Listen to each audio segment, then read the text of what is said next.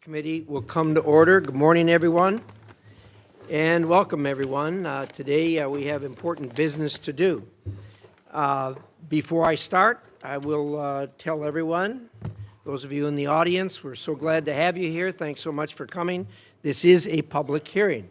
It is also the official business of the United States of America, and as a result of that, the committee has a zero-tolerance policy for interruptions or for attempts by anyone in the room to communicate with somebody up here or the witness. So as a result of that, if you do disrupt, you will be arrested, you'll be banned for a year. However, I'm told that we have some guests today who have completed their ban and are back with us again today. We hope you've had the time to think about your indiscretions and will behave yourself today. If you don't, as a persistent violator, you'll be banned for 3 years this time. So in any event, welcome to everyone, and certainly Secretary Rubio, we're glad to have you here, and welcome back.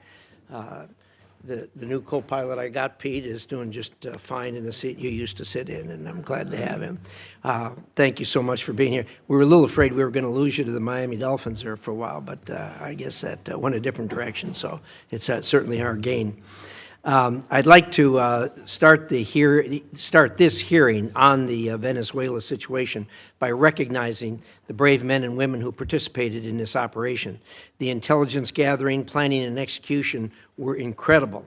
Only the U.S. could have pulled off this mission, and that's only because of the dedication and professionalism of each and every one of our service members. As we know, much of their work is done in secret, but I do hope these people will receive the accolades that they so rightly deserve. I also want to acknowledge the leadership of President Trump that he has shown, and also you, Secretary Rubio. It's no easy job keeping drugs and narco-terrorists off our streets and keeping Americans safe. Thank you for extraditing Nicolás Maduro and bringing him to account for his many crimes against the American people. Let me reiterate a point that I've made many times on the Senate floor. President Trump's actions against narco-terrorists and his capture of Maduro have made America safer. Every American should be thanking Donald Trump and Marco Rubio for what they have done. There are a lot of Americans today who wouldn't be alive if not for your commitment and dedication to stemming the flow of drugs into our country. The actions in Venezuela were limited in scope, short in duration, and done to protect U.S. interests and citizens. What President Trump has done in Venezuela is the definition of the President's Article 2 constitutional authorities as Commander-in-Chief, and wholly consistent with what other presidents' efforts and what they have done and actions they have taken to protect the American people from threats in our own hemisphere. In fact, President George H.W. Bush authorized similar, but much broader and more extensive military operations to arrest and bring Panama's Manuel Noriega to the United States to stand trial for drug-related charges. In that case, President Bush deployed more than 9,000 troops into Panama for more than a month. At the time, all leaders of the Senate, including Democrats, praised that move. Unlike in Panama, President Trump authorized a much more limited military action in Venezuela, with only about 200 troops inside the country for a couple of hours and a firefight that lasted less than 27 minutes, with no loss of life on the United States side, but significant casualties on the other side. This military action was incredibly brief, targeted, and successful. When bad guys are in the business of flooding drugs into the United States, drugs that kill our children, hurt our country, violate U.S. laws, and destabilize our hemisphere, then they'll have to be held to answer for those actions, and that's what's being done now. Maduro was not recognized as a legitimate leader of Venezuela by President Trump, or even by President Biden, or by most of the international community. It is a service to the world that this illegitimate leader is no longer in power. Now the United States has a tremendous opportunity before us in Venezuela. Because of the complexity of this operation, there has been some confusion as to how it will be done. I've been impressed by the way you, Secretary Rubio, have explained the plan to me going forward right from the start. It is clear and it's doable. I know you'll lay that out for us here today. Venezuela's natural resources have frequently been used to bolster the economy of our adversaries, especially China. Through President Trump's actions, we have effectively cut off that supply, giving the United States tremendous leverage. After our lengthy engagements in the Middle East in years past, many Americans are rightfully concerned about so-called forever wars. I know this administration is laser-focused on avoiding those experiences. With Nicolás Maduro out of power, the United States has the opportunity to better protect America by bringing stability to Venezuela. The country has a history of democracy, capitalism, and a respect for human rights. It is only during the last two dictatorships that it has lost these attributes. The Venezuelan people are not strangers to these concepts and long to have them reinstated. They have you and the President Trump to thank for giving them another chance.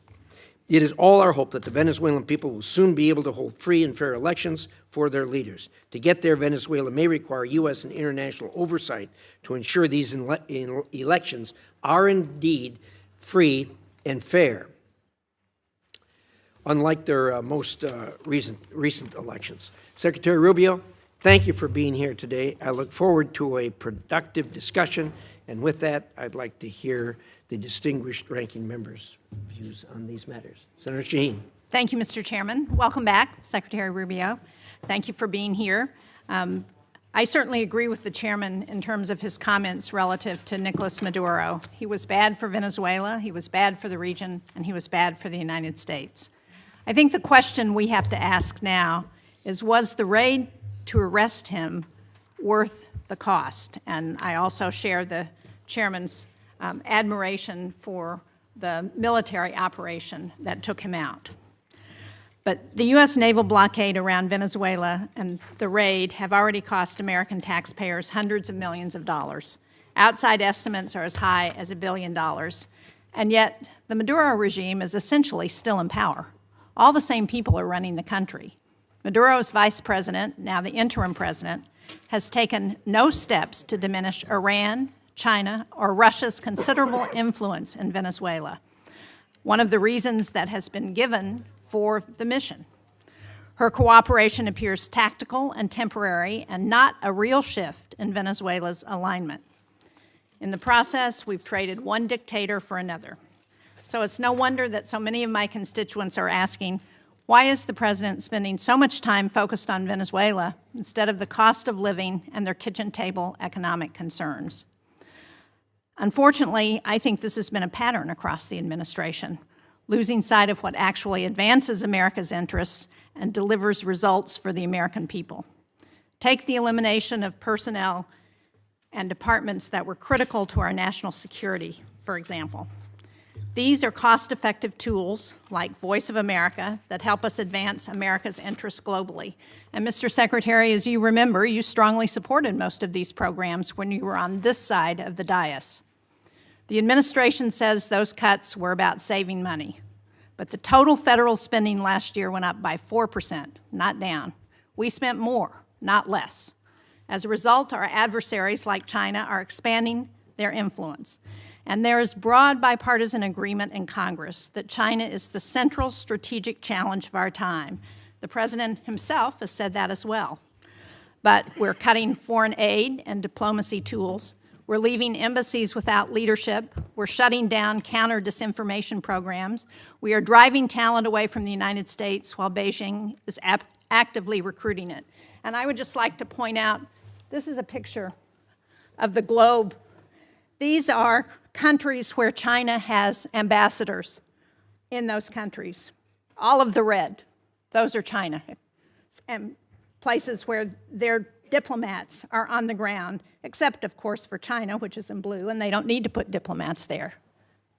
This map, this is where we have diplomats. You can see the red is where we're filled, and look at all of the white, where we do not have ambassadors on the ground. We're even giving China some of our most advanced semiconductors. And after a year of tariffs that were supposed to make us stronger, China has posted the largest trade surplus in history. And American families are paying more at a time when the prices were already too high. Since the start of the tariff campaign in 2025, U.S. manufacturing employment has fallen by anywhere from 50 to 70,000 jobs, depending on whose estimates you look at. That's a trend that undercuts promises that tariffs would bring factory jobs roaring back. And instead of creating a united front against China, we're pushing our closest allies into their arms. Just look at Canada, whose business with the state of New Hampshire has been really critical. They recently cut a trade deal with China because they no longer view the United States as a reliable partner. Pushing allies away like that is not strategic competition. It is unilateral disarmament. We see the same gap between rhetoric and reality in how this administration deals with other authoritarian regimes. At a time when Iran is violently cracking down on protests, the U.S. is coming to agreements to deport Iranians in this country back to Iran, people who will face persecution and interrogation by Iranian security forces. And yet President Trump told the Iranian people that help was on the way. But the United States has largely stood on the sidelines as the situation has deteriorated. Americans are right in thinking that the Trump administration is tougher on our allies than on most of our adversaries. I just returned from Denmark, where I met with Danish and Greenlandic leaders. Senator Coons was also on that trip. He led it. What I heard directly is that President Trump's threats to take Greenland have shaken public confidence in the United States to the core. And this from an ally who first recognized the new United States of America in 1792, has fought on our side in both world wars and in Afghanistan. And I heard from one Danish-American woman whose son holds both citizenships and is approaching conscription age, that she's worried that her son might one day be forced to choose between the two countries that he loves. That kind of fear would have been unthinkable 2 years ago, or 10 years ago, or 50 years ago. There is no strategic objective in Greenland that cannot be achieved through cooperation. The only thing these threats have accomplished is weakening trust in the United States. That trust is the foundation of our alliances. And at a moment when Russia is waging the largest land war in Europe since World War II, we should be strengthening allied unities. Instead, we're undermining it. European allies are worried about open conflict with the United States. Canadian trading partners are turning toward China instead of the U.S. And the constant threat of new tariffs raising prices and making it impossible for businesses to invest is ever present. So, from Venezuela to Europe, the United States is spending more, risking more, and achieving less. That does not project strength. It hands our adversaries exactly what they want. Thank you, Mr. Chairman. Thank you, Senator Shaheen. We're now going to hear from Secretary Rubio. After that, we'll do a round of 5-minute questions. And so with that, Secretary Rubio, welcome back to the committee. Love to hear what you have to say. Thank you. I appreciate it. And I'll be brief in my opening statement so we can leave more time for questions. I've submitted a written statement, but I'm not going to use it. I'm just going to talk to you guys for a few minutes. And all right, here we go. Suspend. You know the drill. Off to jail. That's a war crime. That's a 1-year ban from the committee. Anyone who is a persistent violator will be banned for 3 years. So don't know whether the guy falls in that category. Looks like it. I hope after 3 years he'll find a more productive means of employment. Secretary Rubio, we have 2 hearings a week. You know, you seem to have a more robust following than most of our witnesses that come before us. But anyway. there'll be a couple more, so thank you for stopping the clock, but I appreciate it. So, and I know there's a lot of other topics you're going to ask me about, so we can talk about those, including the ones that Senator Shaheen just outlined. But let me just talk about Venezuela in particular. Please. I think we can talk, if you want. I'm sure your questions will be about what happened before and led up to in the operation. I want to focus my comments this morning on what happens now and moving forward, because you're going to ask about the going back. And let me just say this. What is our goal going in? We had in our hemisphere a regime operated by an indicted narco-trafficker that became a base of operation for virtually every competitor, adversary, and enemy in the world. It was, for Iran, their primary spot of operation in the Western Hemisphere was Venezuela. For Russia, Their primary base of operation in the Western Hemisphere, along Cuba and Nicaragua, was Venezuela. In the case of China, China was receiving oil at a huge, about $20 a barrel discount. And they weren't even paying money for it. It was being used to pay down debt that they were owed. This is the oil of the people of Venezuela, and it was being given to the Chinese as barter at a 20%, at a $20 discount per barrel in some cases. And so you had basically three of our primary opponents in the world operating from our hemisphere from that spot. It was also a place where you had a narco-trafficking regime that openly cooperated with the FARC and the ELN and other drug trafficking organizations using their national territory. It was an enormous strategic risk for the United States, not halfway around the world, not in another continent, but in the hemisphere in which we all live. And it was having dramatic impacts on us, but also on Colombia and on the Caribbean basin and all sorts of other places. It was an untenable situation, and it had to be addressed. And it was addressed. And now the question becomes what happens moving forward. As I've described to you in previous settings and in individual conversations, we had three objectives here. The final, I'll work it backwards because the end state here is we want to reach a phase of transition where we are left with a friendly, stable, prosperous Venezuela and democratic, in which all elements of society are represented in free and fair elections. By the way, you can have elections. You can have elections all day. But if the opposition has no access to the media, if opposition candidates are routinely dismissed and unable to be on the ballot because the government, those aren't free and fair elections. That's the end state that we want. Free, fair, prosperous, and friendly Venezuela. We're not going to get there in 3 weeks. It's going to take some time. And so objective number one was stability. In the aftermath of the removal of Maduro, the concern was what happens in Venezuela. Is there civil war? Do the different factions start going at each other? Are 1 million people crossing the border into Colombia? All of that has been avoided. And one of the primary ways that it has been avoided is the ability to establish direct, honest, respectful, but very direct and honest conversations with the people who today control the elements of that nation, meaning the law enforcement, the government apparatus, et cetera. And one of the tools that's available to us is the fact that we have sanctions on oil. There is oil that is sanctioned that cannot move from Venezuela because of our quarantine. And so what we did is we entered into an arrangement with them. And the arrangement is this. On the oil that is sanctioned and quarantined, we will allow you to move it to market. We will allow you to move it to market at market prices, not at the discount China was getting. In return, the funds from that will be deposited into an account that we will have oversight over. And you will spend that money for the benefit of the Venezuelan people. Why was that important? Venezuela was running out of storage capacity. Okay? They were producing oil, they were drilling oil, they had nowhere to put it. They had nowhere to move it, and they were facing a fiscal crunch. They needed money in the immediacy to fund the police officer, the sanitation workers, the daily operations of government.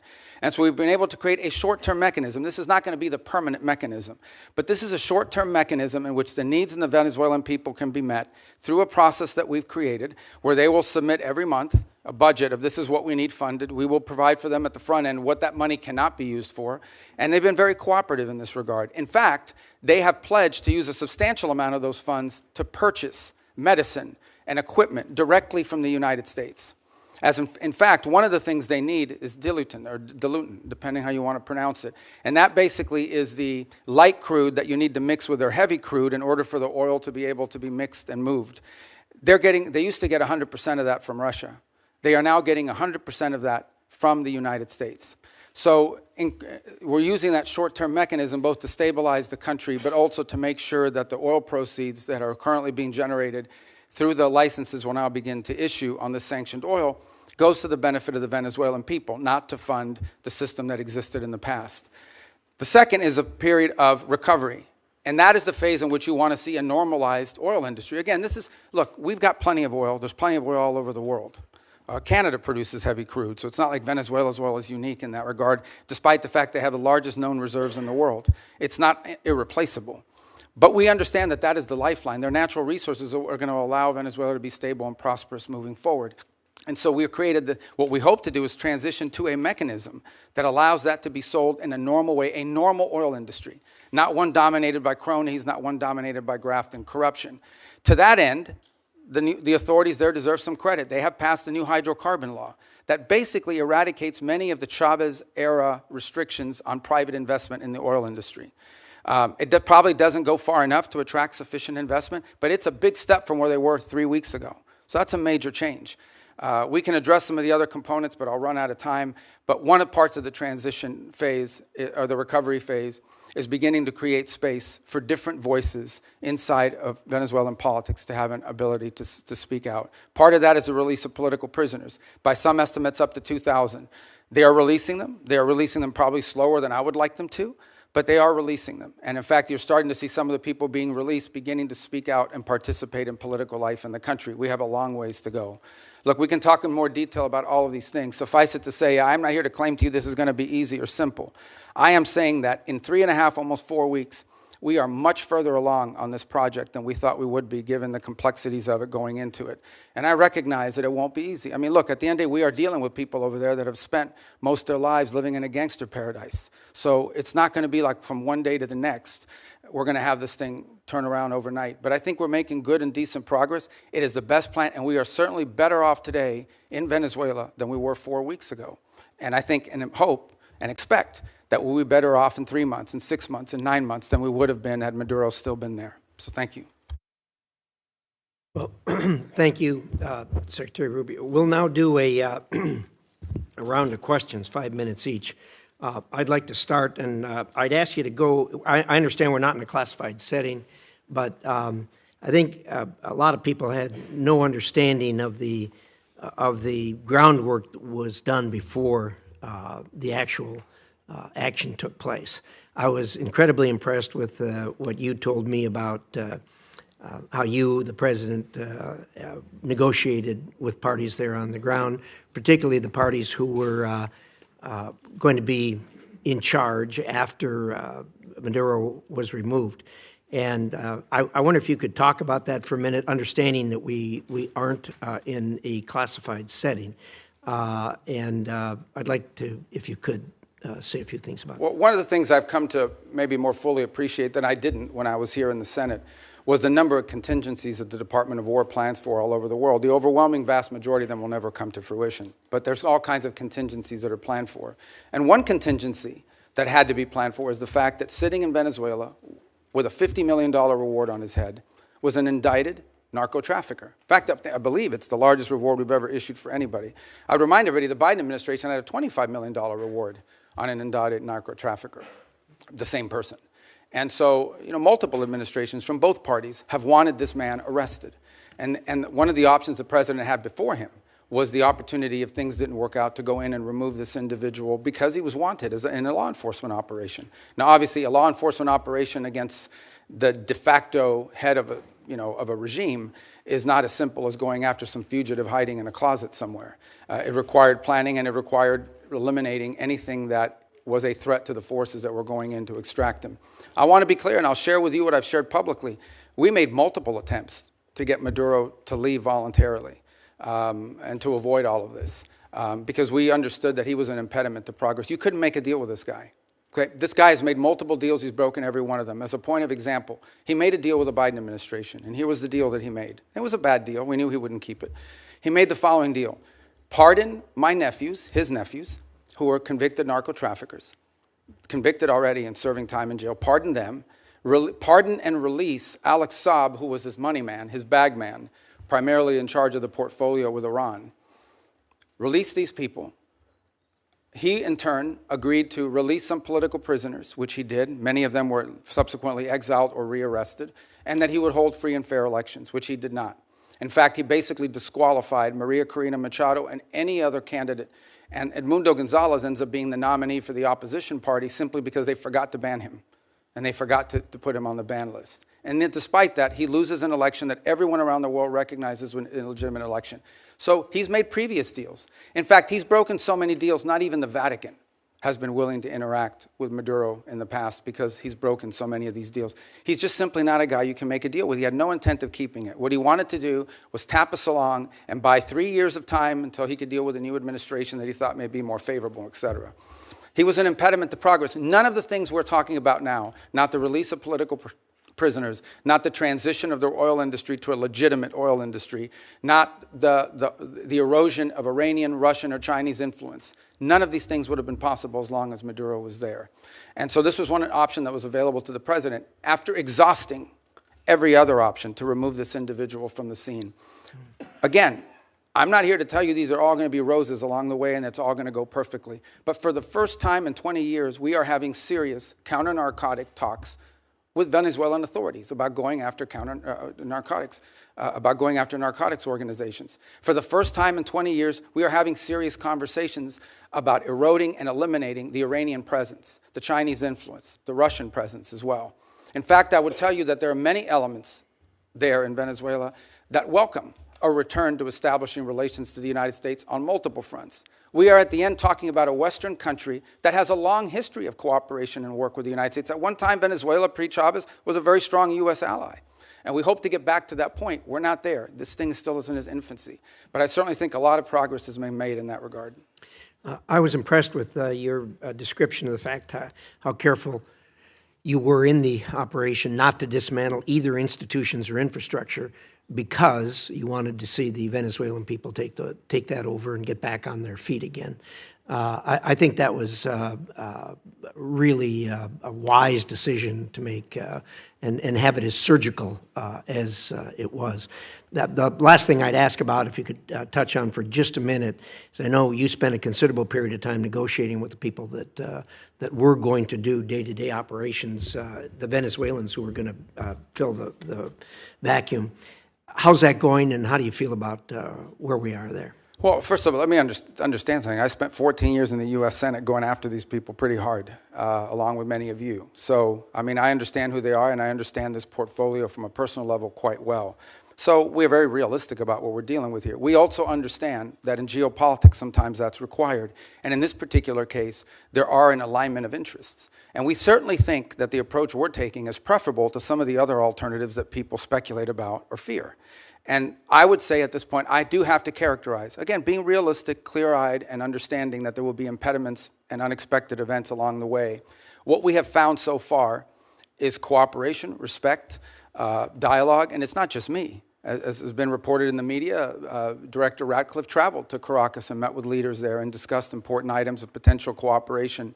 I've also discussed, and I think I've alerted some of you, that we have Laura Dogue, who was our ambassador to Nicaragua in the past and to Honduras, will be taking over the Venezuelan Affairs Unit, first in Bogota, but ultimately in Caracas. We've had a team on the ground already there. We already had 70 locally employed that sort of maintain that facility, but we have a team on the ground there assessing it, and we think very quickly we'll be able to open a U.S. diplomatic presence on the ground, which will allow us to have real-time information and interact, by the way, not just with officials in the regime and with the interim authorities, but also interact with members of civil society, the opposition. We think we're going to be much further along when we get them along the way. They've been very cooperative on that front. Obviously, there's some hard asks along the way. We'll see what the response is to those. But whether it's General Kane with his counterpart, or Director Ratcliffe, or myself with Delcy Rodriguez, we've established what I think so far has been a very respectful and productive line of communication as we go through this stabilization phase and towards the recovery phase. But there's a lot of work to be done here, and we ultimately are going to judge actions, not words, and that's what we're hoping to work towards. Well done, Senator Shaheen. Thank you. I'm pleased that we are looking at a diplomatic presence in Venezuela in the near future. I think that's very important.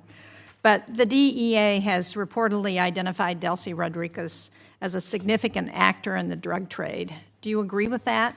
And if you do, how are we to assure the American people that the money that's going to Venezuela is not going to any of the cartels or drug running? Yeah, and that, well, first of all, on the first point, I would say she's not indicted the way Maduro and his wife were. So I'm not going to speculate about newspaper articles and what law enforcement is working on. If, in fact, there were such an investigation, that's something that we would speculate on. Suffice it to say that this was not a normal system. We all should stipulate to that, okay? That regime, as everyone understood, was held together by corruption. The glue that kept people together was not loyalty to Maduro. It was the fact that these 5 guys had 5 separate oil fields that were assigned to them. These people had drug routes. I understand that. So that's going to be I'm not defending the regime. In fact, I'm concerned that we haven't really changed the regime enough, and that America's dollars are still going to drug runners and to significant organizations who we don't want to have benefit from the funding that we're selling now of oil and providing to the Venezuelan Yeah, government. look, no, I acknowledge that we are dealing with, I told you, with individuals that have been involved in things that in our system would not be acceptable, would not be acceptable to us in the long term. By no means is our policy to leave in place something permanent that's as corrupt as you've described. We are in the transition and stabilization phase. We are just acknowledging reality, and that is you have to work with the people that are in charge of the elements of government. Okay, but now, can what you are the reassure systems? people that Yeah, so the money way is that- not going, Yeah, continuing to go to the drug cartels? Right, so that's the process that I outlined to you. So on the sanctioned oil, the oil that requires U.S. permission to move, that oil, the proceeds of that oil, which by the way is being sold at market price, not at the discount Venezuela was being Right. forced to sell, is being deposited into an account that ultimately will become a U.S. Treasury blocked account here in the United States. They will submit, we will at the front end say this is what this money can be spent on these things. We will submit to them. They will submit to us a budget request. We want to use this money for these things. And part of the proceeds will go to fund a audit process to make sure that that's how the money is being spent. So and that's there how is- we intend to handle those funds in the short term. There's an actual audit process that's been set up? Who is It will be set up, and responsible? we have a couple options. One option is the XM Bank. They have expertise as bankers in being able to do some of that option. There may be some others in place. We haven't finalized what that audit process would be. We've only made one payment, and that payment we did, and retrospectively will be audited, but it was important we made that payment because they had to meet payroll. They had to keep sanitation workers, police officers, government workers on staff. It was a $300 million payment. Right, so it's been reported that the oil sold for $500 million, that $300 million went to Venezuelan government. What happened to the other $200 million? It's still sitting in the account, is my understanding at this time. The account in Qatar? Well, the account, yes, but that will ultimately be that's a short-term account. Ultimately, it will be a U.S. Treasury blocked account in the United States. And will it also be audited? Correct. Well, the audit will be on the expenditures. At the front end, we'll tell them this is what the money can be spent on. Again, I'm not talking about all the other revenues the Venezuelan government may have. We're talking about the revenues from the sanctioned oil. At the front end, we will say this is what the allowable expenses are. And then they will agree to fund, as part of the overall cost, they will pay for and fund an audit system acceptable to us to ensure that that's how the money was spent. And can you report to this committee once that audit system is set up? Oh, absolutely, yeah. I'd like to change the topic in my short time that I have left, because when you were a member of this committee, you authored legislation to prevent President Trump from unilaterally leaving NATO, you and Senator Kaine. Do you still believe that the U.S. benefits from NATO? We do. I mean, the problem, but NATO needs to be reimagined as well in terms of the obligations. And this is not new to this president. Multiple presidents have complained about it. I agree. think this president just complains about it louder than other presidents. Well, I'm just trying to be get a clear answer on where this administration stands relative to NATO, because it's been a very fuzzy message over the last year. And do you agree that we're stronger in confronting China when we do so with like-minded partners, and that China is still the #1 threat that we face in the United States? Yeah, but our like-minded partners have to have capability, and that's been part of the problem, is the erosion in European defense capabilities, because they've taken vast amount of the monies that these are rich countries. And because of the NATO umbrella, it gave them the flexibility to spend a tremendous amount of their revenues on social programs and not on defense. Now, maybe that trend line will begin to change. Well, but it's it already needs begun to change, frankly, and thanks. And I think the president deserves credit for that, for the fact that there is now a commitment for 5% of GDP to be spent on defense. But part of that strength also comes not just from having the mechanism, the military might, but it also comes from the unity with our allies. And to the extent to which that unity is undermined, like the talk about Greenland and antagonizing Denmark, then it undermines NATO's ability. And the only people who are excited about that are Vladimir Putin and President Xi. Yeah, well, I would say that I think our alliances in NATO ultimately are something that's going to work out. Our partners understand the importance of the U.S. presence in NATO. Without the U.S., there is no NATO. And we understand that in order for NATO to be stronger, our partners need to be stronger. And one of the things we've explained to our allies in NATO is the United States is not simply focused on Europe. We also have defense needs in the Western Hemisphere. We have defense needs in the Indo-Pacific. And it will require us. We may be the richest country in the world, but we don't have unlimited resources. And as we reassign exactly resources, why we want to have allies and partners to help us as we're looking at conflicts around the world. And when we antagonize our allies and partners, and when we send Canada to do a trade deal with China instead of coming to New Hampshire or the United States, it weakens our ability to confront our adversaries. Yeah, but our allies have to be two things. They have to be willing to step up, but they also have to be capable of stepping up. And frankly, many of them have not. I mean, Spain is still not doing the 5%. I mean, there are countries that are still not doing. And in fact, Mark Rutte yesterday pointed out that if without the United States, the countries of Europe would have to spend 10% of their GDP for the next 20 years to be able to make up the whole. So I do think there needs to be a rebalancing, and hopefully we'll have cooperation. I think we will. Rutte has done a great job of managing all And I'm not arguing that point with you. As I said, I agree with what the President has asked of our European allies. What I'm arguing with you about is that his rhetoric is undermining NATO and our partnerships with our allies, and that's a problem. Thank you, Mr. Chairman. Thank you, Senator Shaheen. Senator Ricketts. Thank you, Mr. Chairman. Thank you, Mr. Secretary Rubio, for being here. So some of the comments from my colleagues on the other side of the aisle are difficult to square with the record. The goalposts didn't move, nor did Maduro change. The only thing that changed was President Trump acted on what members of both parties said needed to happen. And did so, by the way, with an operation that will go down in history as one of the most impressive and tactically proficient to be ever carried out. So, Secretary Rubio, I'd like to get your response to a few yes or no questions. I know that's typically not your nature, but please bear with me here a moment, okay? right, let's hear them first. I hate game shows. Go ahead.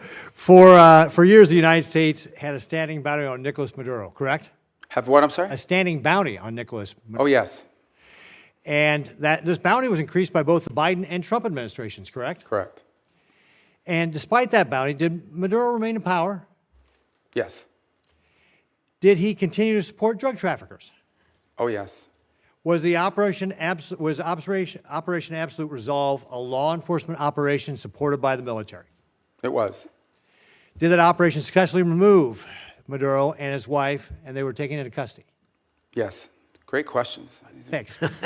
Were any service members, law enforcement officers killed in that operation? Not any of ours. None of ours, right. Has there largely been a broad support across Latin America for Maduro's removal? Yes. And is the United States better off with Nicolás Maduro in custody? Yes, and Venezuela too. Right. I realize that you'll hear differing views during this hearing, but I want to at least offer my personal congratulations to you and everybody who helped carry this out, because the world is better off without Nicolás Maduro. A few weeks ago, you briefed the Senate on your three-phase plan. You've been talking about it here today on stabilization, recovery, and the transition in Venezuela. Is there anything this Congress can do to be helpful in executing on that plan? There will be in time, there's no doubt about it. On the stabilization front, you know, in order to stabilize it, for example, we're going to have to begin to provide some licenses through OFAC. So as an example, if a company wants to go down and explore the opportunity to do some economic activity in Venezuela, they will require a license from Treasury to be able to do that. And so that doesn't require congressional action, but I wanted you to be aware of it when you start to see some of these things. Some of these are just exploratory. The second is, I think in time, look, Venezuela is a very wealthy country. This is not a country that's going to require money from the United States to rebuild, to stabilize, to transition. It really isn't. It has the ability to be, and it has been historically, the wealthiest country in the Western in Latin and South America, in many cases. The problem is that the wealth of the country was being stolen. And so part of both the recovery and the transition phase is ensuring that you leave in place a prosperous, free, democratic, allied with the United States and friendly, but also prosperous Venezuela, where the resources of the country are being done responsibly, are being utilized responsibly and to the benefit of the people and their economy. So in time, I imagine we will be coming back to you with specific legislation that may be required to assist in that function. But we don't expect that this is going to require any spending on our part. On the contrary, unlike many of the other parts of the world we've gotten involved, Venezuela we're not spending any money in Venezuela right now other than whatever it costs to stand up our embassy. Let me switch gears on you a little bit. One of the common criticisms after Maduro's capture was that this would incentivize communist China to take similar actions in Taiwan. In my opinion, this couldn't be further from the truth. For starters, communist China doesn't care about international law or norms. They've demonstrated that repeatedly. Just ask the Philippines. Nor does it believe in international law, even applies to Taiwan. But most importantly, Xi Jinping's calculus on whether to take kinetic action against Taiwan rests solely on whether or not he believes he will be successful or not. In this sense, the tactical proficiency displayed during Operation Absolute Resolve may have actually given Xi more pause to take than in taking action in Taiwan. Because despite its massive military buildup, the PLA continues to lack the experience so clearly on display that the United States demonstrated in Maduro's capture. And the PLA leaders that do have combat experience, like General Zhang, just got purged, or at least one of them did. So, Secretary Rubio, do you believe that the operation to take Maduro into custody will have any impact on Communist China's actions or intentions toward Taiwan? No, look, the situation on Taiwan is a Xi legacy project that he's made very clear that that's what he intends to do. And that's going to be irrespective of anything that happens in the world. Your point, though, is well taken, and that is the U.S. in conducting this operation, I think, was certainly startling to China, to Russia, to Iran, to any adversary around the world, because the U.S. is the only country in the world that could have done this operation. Mr. Chairman, if I could just real briefly, I just mentioned General Zhang getting purged here. He was obviously a very important official in China. Can you share with us just your assessment on what that means, that Xi just purged one of these? Well, this is, I think, part of a pattern we've seen over the last few years, which is a purge of leaders in their military. They're spending a lot of money on their military, and obviously some of these guys are stealing that money, and they're trying to address that. So it's an issue internally in their system. They're obviously not sharing with us or talking to us in depth about any of that, but it's certainly something we watch with interest. Great. Thank you, Mr. Chairman. Thank you, Senator Ricketts. Senator Coons. Thank you, Mr. Chairman. Thank you, Secretary Rubio. Good to be with you again. My basic question is, what are we doing here? What is the point? What is the goal of this hearing? How do I know? As you know well, having served on this dais alongside me for 14 years, this is an oversight hearing. And the purpose of oversight is to encourage, if necessary, to compel consultation between the administration and Congress. And I just wanted to raise with you at the outset, of course the Commander-in-Chief has, under Article 2, the power to defend the American people against an imminent threat or an incoming attack. How else could we be kept safe? But our Article 1 power requires consultation. I'll agree with all of my colleagues. Nicolás Maduro is a bad guy. He was indicted. There was a bounty on his head over several administrations. His removal, flawlessly executed by American troops, thankfully none of them hurt, did cost the lives of 75 to 100 Venezuelans and Cubans, was a dangerous and high-risk maneuver. I am glad that it ended as well as it possibly could. But the point here that I want to make first is that it was rehearsed for months. The administration had a number of contingencies it was trying to navigate through. But over the course of months, when the administration was taking strike after strike after strike against drug trafficking boats, in several instances where senior leaders of the administration briefed this committee and others, we were told that military action to remove Maduro was not on the table, that the campaign to try and deter drug trafficking was not going to include the exact military action that followed. Yet it was being rehearsed. If there was time to practice, there was time to consult. And consulting with Congress is not just some high-minded principle, not some abstract thing, not a nice to have, it's a got to have. And look, the chairman opened by saying that this was limited in scope and duration, that it was executed flawlessly, and we should all be happy about the result. That much I agree with. But our president continues to threaten Delcy Rodriguez and the remnant of the Maduro regime with military force if they don't comply. We should know, what are the policies, what is the path, what is the plan forward? You and I both know the long and painful history of wars that began and seemed to be resolved and then opened up into excruciating, expensive, years-long conflicts. In Iraq in particular, in Libya and elsewhere, things do not always go as planned. And so consultation with Congress that is truthful and forthcoming and transparent is critical. In your service in this body, you knew that, you experienced it. I was in the room as you held to account members of previous administrations for not coming forward as they should have. So, look, in order to avoid our men and women in our armed forces going into harm's way, doubting whether they have the support of the Congress, consultation, hearings, and deliberations are required. I understand the risk of leaks. That's a risk every administration takes. But at the end of the day, our framers entrusted the power of the declaration of war to this body, not to the executive. And where there is the time to consult, there has to be consultation. Second, I just wanted to talk about allies and alliances. I was just in Europe. I led a bipartisan delegation, as Senator Shaheen referenced, to Denmark. And our president's comments about NATO, about Denmark, and his attempts to coerce Denmark into giving up Greenland are appalling. They profoundly harmed our security. And I am asking you to do everything you can to reinforce our commitment to NATO. I was concerned that you just said NATO needs to be reimagined. Let's just be clear about the record. You know as well as I, Article 5 has only been invoked once, and it was in defense of us after we were attacked.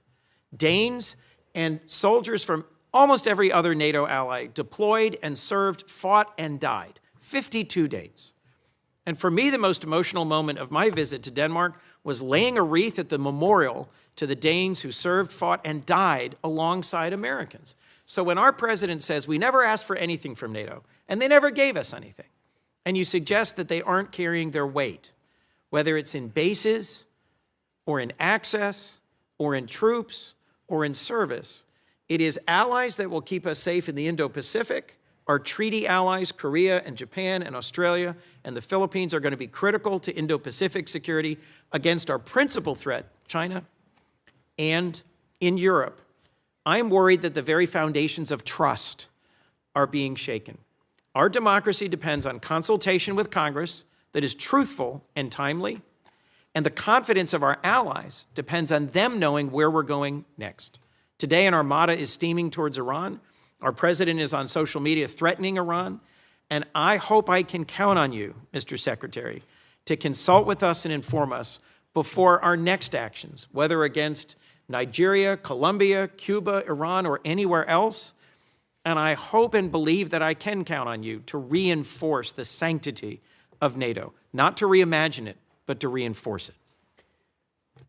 Thank you. Well, let me unpack the 3 points you touched upon: consultation, NATO, Greenland, alliances in Greenland. Let me tell you on the consultation. Look, this has been a point of tension, not just in this administration and Congress, but in multiple administrations. As you rightly pointed out, I was a big fan of consultation when I was sitting over there. Now, you know, it's a different job, different time. But it's not, that's not necessarily the point. This is a very unique situation that we faced here. The fact of the matter is that our mission, and the one you were briefed on and talked about, that mission remains ongoing, and that is the counter-narcotic mission that we continue to carry out. As controversial as it may be, you may not all be fans of it, obviously, but it is happening in the Eastern Pacific, and it is also happening in the Caribbean Basin.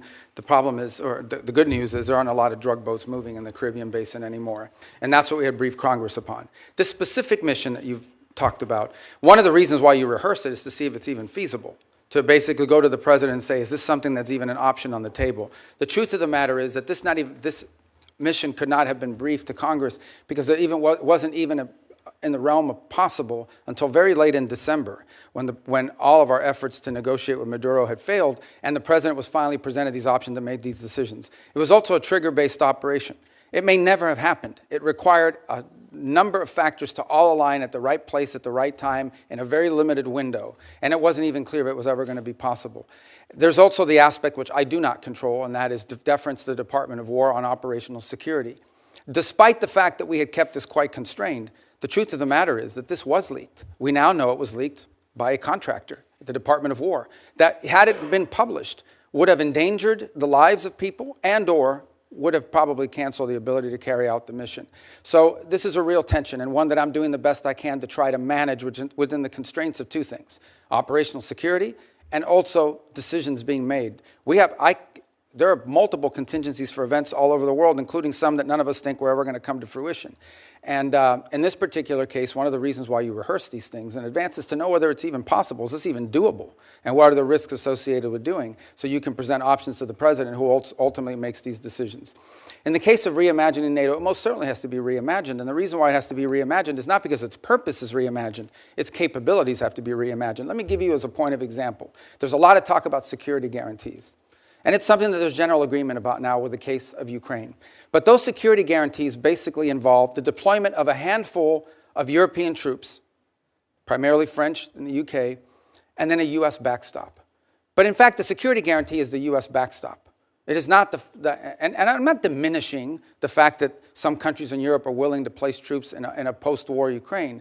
What I'm pointing out is that is irrelevant without the U.S. backstop. And the reason why you need such a strong U.S. backstop is because our allies and our partners have not invested enough in their own defense capabilities over the last 20 or 30 years. Now, hopefully that's going to change. Hopefully that is changing. And in some cases and in some particular countries, it's already changed. But this is a fact that we cannot ignore. NATO is going to be stronger if our allies are more capable, especially, and here's the reality, whether we want to accept it or not, we have interests all over the world. We have interests in the Middle East, we have interests in the Western Hemisphere, and we most certainly have interests in the Indo-Pacific. A number of you have already pointed out that China is the chief challenge. We can't have the same soldiers or the same ships in both Europe and in the Indo-Pacific. We have to pick. No matter how many ships we build, no matter how many capabilities we grow, we're going to have to make these adjustments. And the stronger our partners are in NATO, the more flexibility the United States will have to secure our interests in different parts of the world. That's not an abandonment in NATO. That is a reality of the 21st century and the world that's changing now. In the case of Greenland, I'll say we're in a good place right now. We had excellent meetings with the Secretary General of NATO. In fact, even as I speak to you now, there'll be some technical level meetings between us and our partners in Greenland and Denmark on this issue. And I think we have in place a process that's going to bring us to a good outcome for everybody. The President's interest on Greenland has been clear. It's a national security interest. It's a long-standing interest that predate this administration. It's one that our allies acknowledge is real. I think we're going to get something positive done. We're going to begin that process in a very professional, straightforward way. It begins today, and it'll be a regular process. We're going to try to do it in a way that isn't like a media circus every time these conversations happen, because we think that creates more flexibility on both sides to arrive at a positive outcome.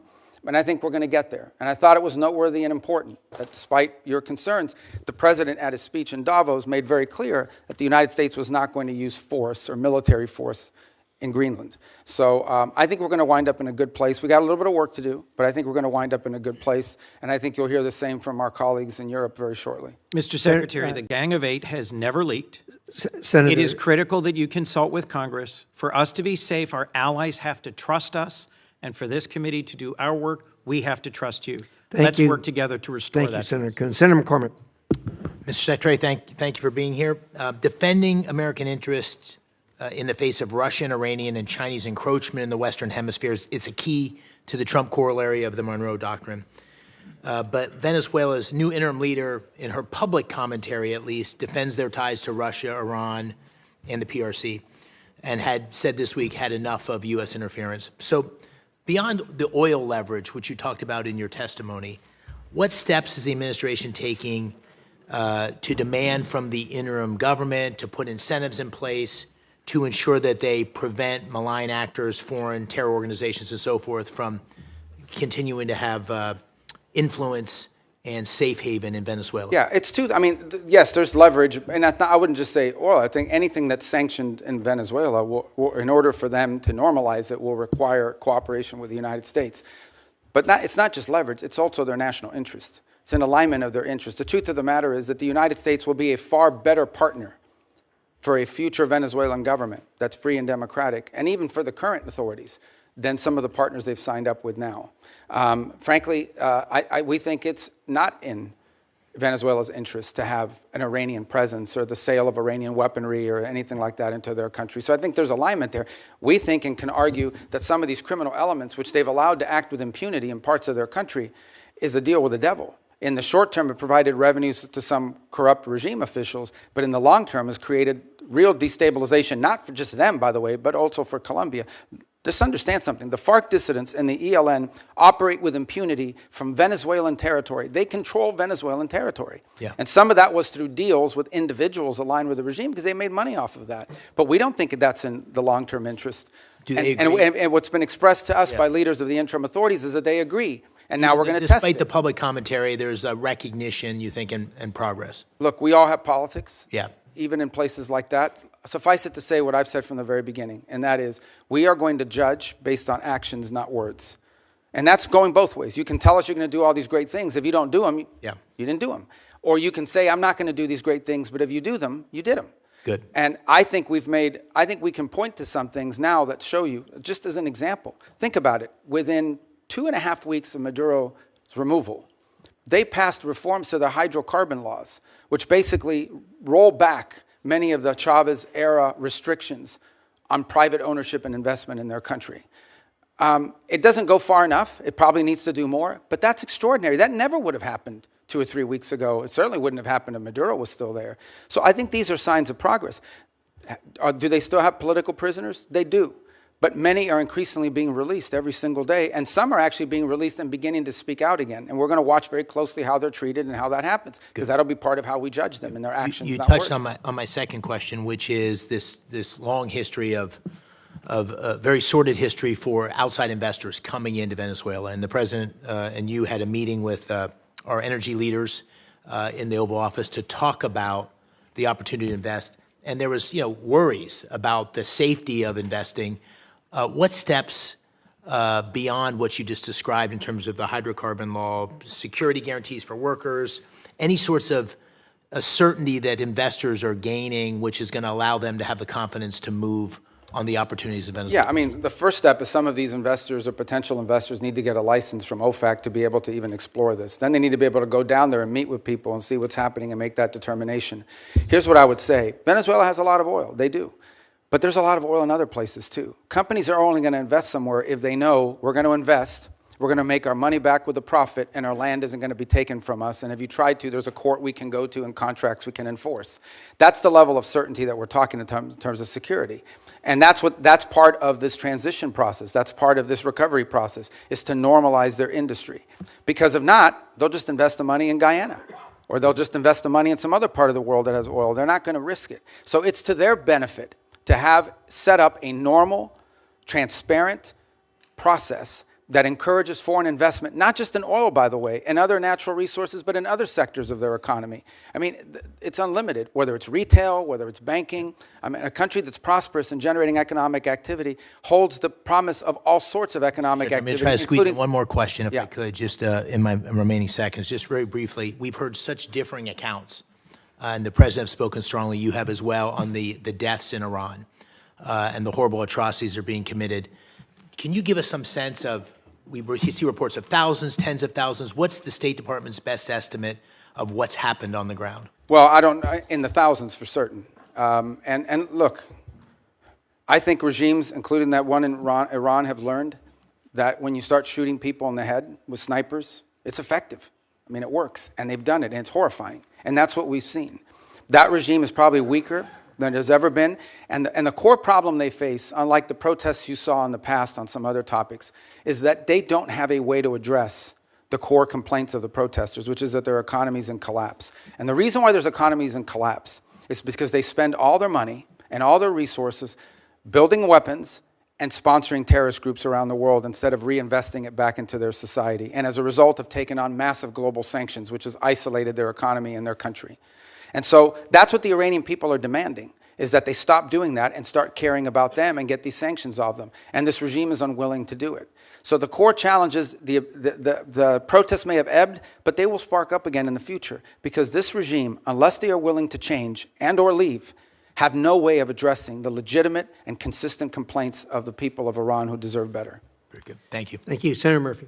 Thank you very much, Mr. Chairman. Listen, I think the scope of the project that you are undertaking in Venezuela is without precedent. You are taking their oil at gunpoint. You are holding and selling that oil, putting for now the receipts in an offshore Middle Eastern account. You're deciding how and for what purposes that money is going to be used in a country of 30 million people. I think a lot of us believe that that is destined for failure. And I know that you're telling us today just to be patient, but a month later, we have no information on a timetable for a democratic transition. Maduro's people are still in charge. Most of the political prisoners are in jail. And by the way, those that have been let out have a gag order on them from the government. The opposition leader is still in exile. This looks already like it is a failure. You say you're in serious talks, but as you note, the Venezuelans are great at being in serious talks. They almost never deliver. So I'm just going to give you my three questions and hope that you'll answer them, because I do think we want to try to understand how to judge the efficacy of this as time goes on, because I worry you won't be back before this committee anytime soon, and to understand whether this is just facilitating corruption. both in Venezuela and here at home. So here are my 3 questions. First, reports are that you've given no-bid licenses to 2 companies to sell Venezuela's oil. One of them is a massive donor to the president. To many Americans, that reeks. And so my question is, can you commit that partners for future sales are going to be chosen through a fair, open selection process? Second, if Delcy Rodriguez, who is an unelected leader, the head of Maduro's torture operation, is still in power 6 months from now, does that mean that your policy is a success or failure? How do we judge when we've had enough of Rodriguez? And third, in your testimony, you reserved the right to use force again in the future if the Venezuelan government isn't complying with your requests. So if, for instance, they refused to give you access to the oil in the future, if they said, we're just going to keep it for ourselves, would this cause you to consider military action? And do you concede that if you're using military action simply to try to compel cooperation from the government, you absolutely need congressional authorization for that? So if you can answer those 3 questions. So the first question was about the trading companies. The second is about Delcy still in power 6 months from now. 6 months from now. And the third is on the use of force. Yes. Okay. On the first one, the 2 traders. So here's the problem we faced.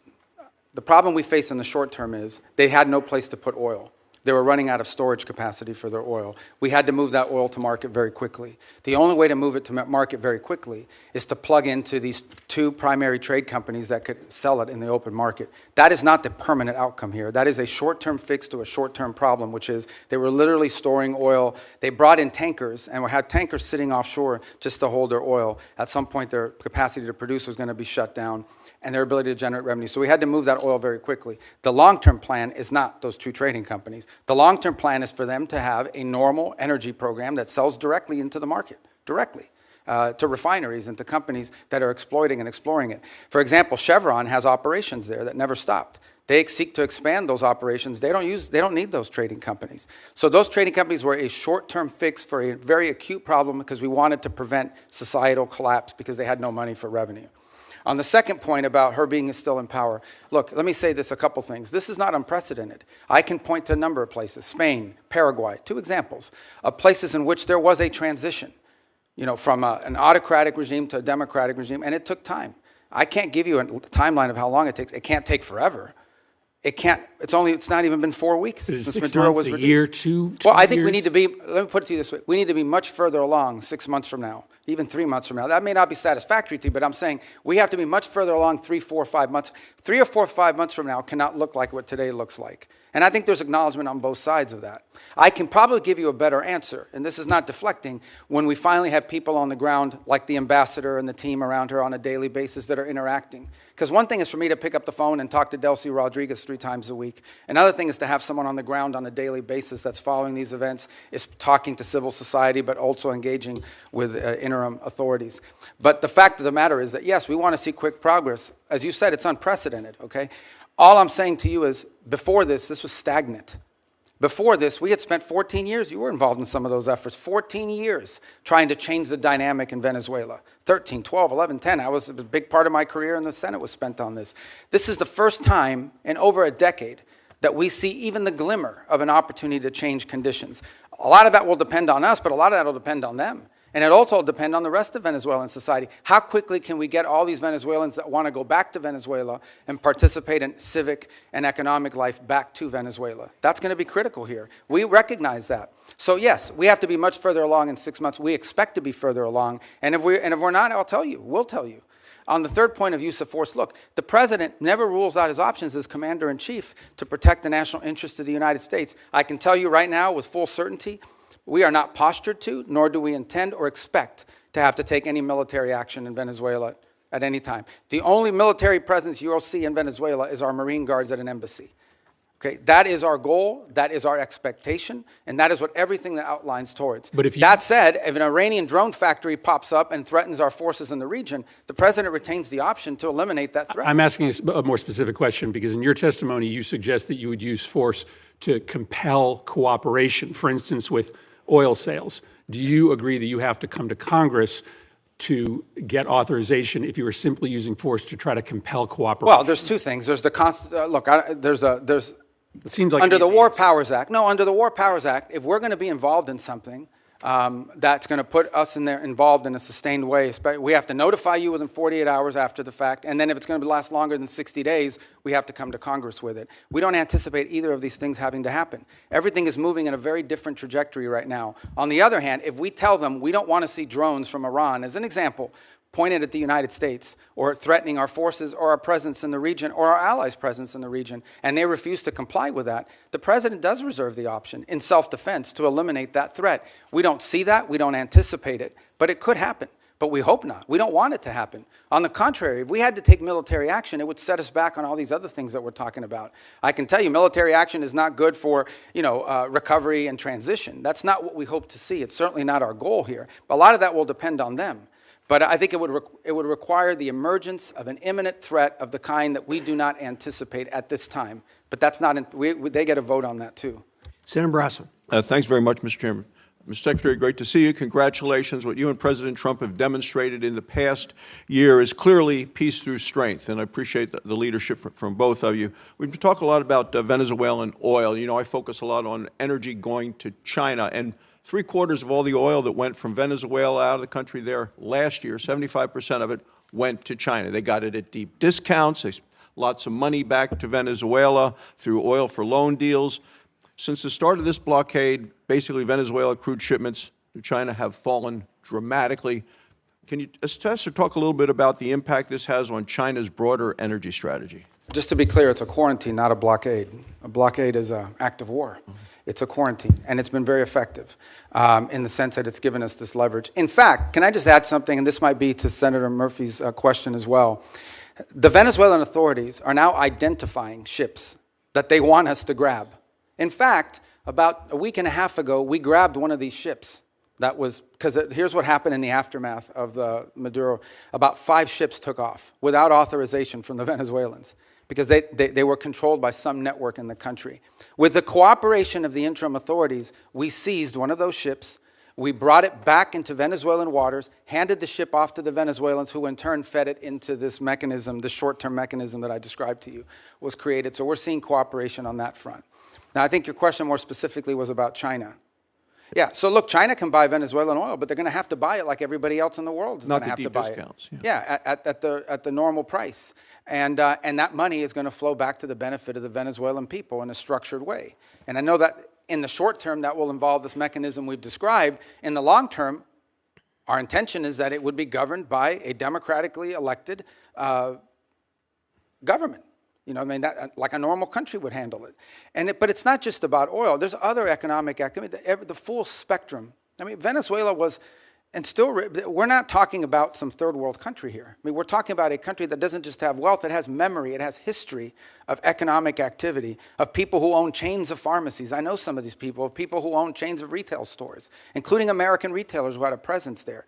We just want it to be a normal, prosperous country again, not a playground for Iran, Russia, and China in our own hemisphere. And we're going to try to help them get that because we think it serves our national interest.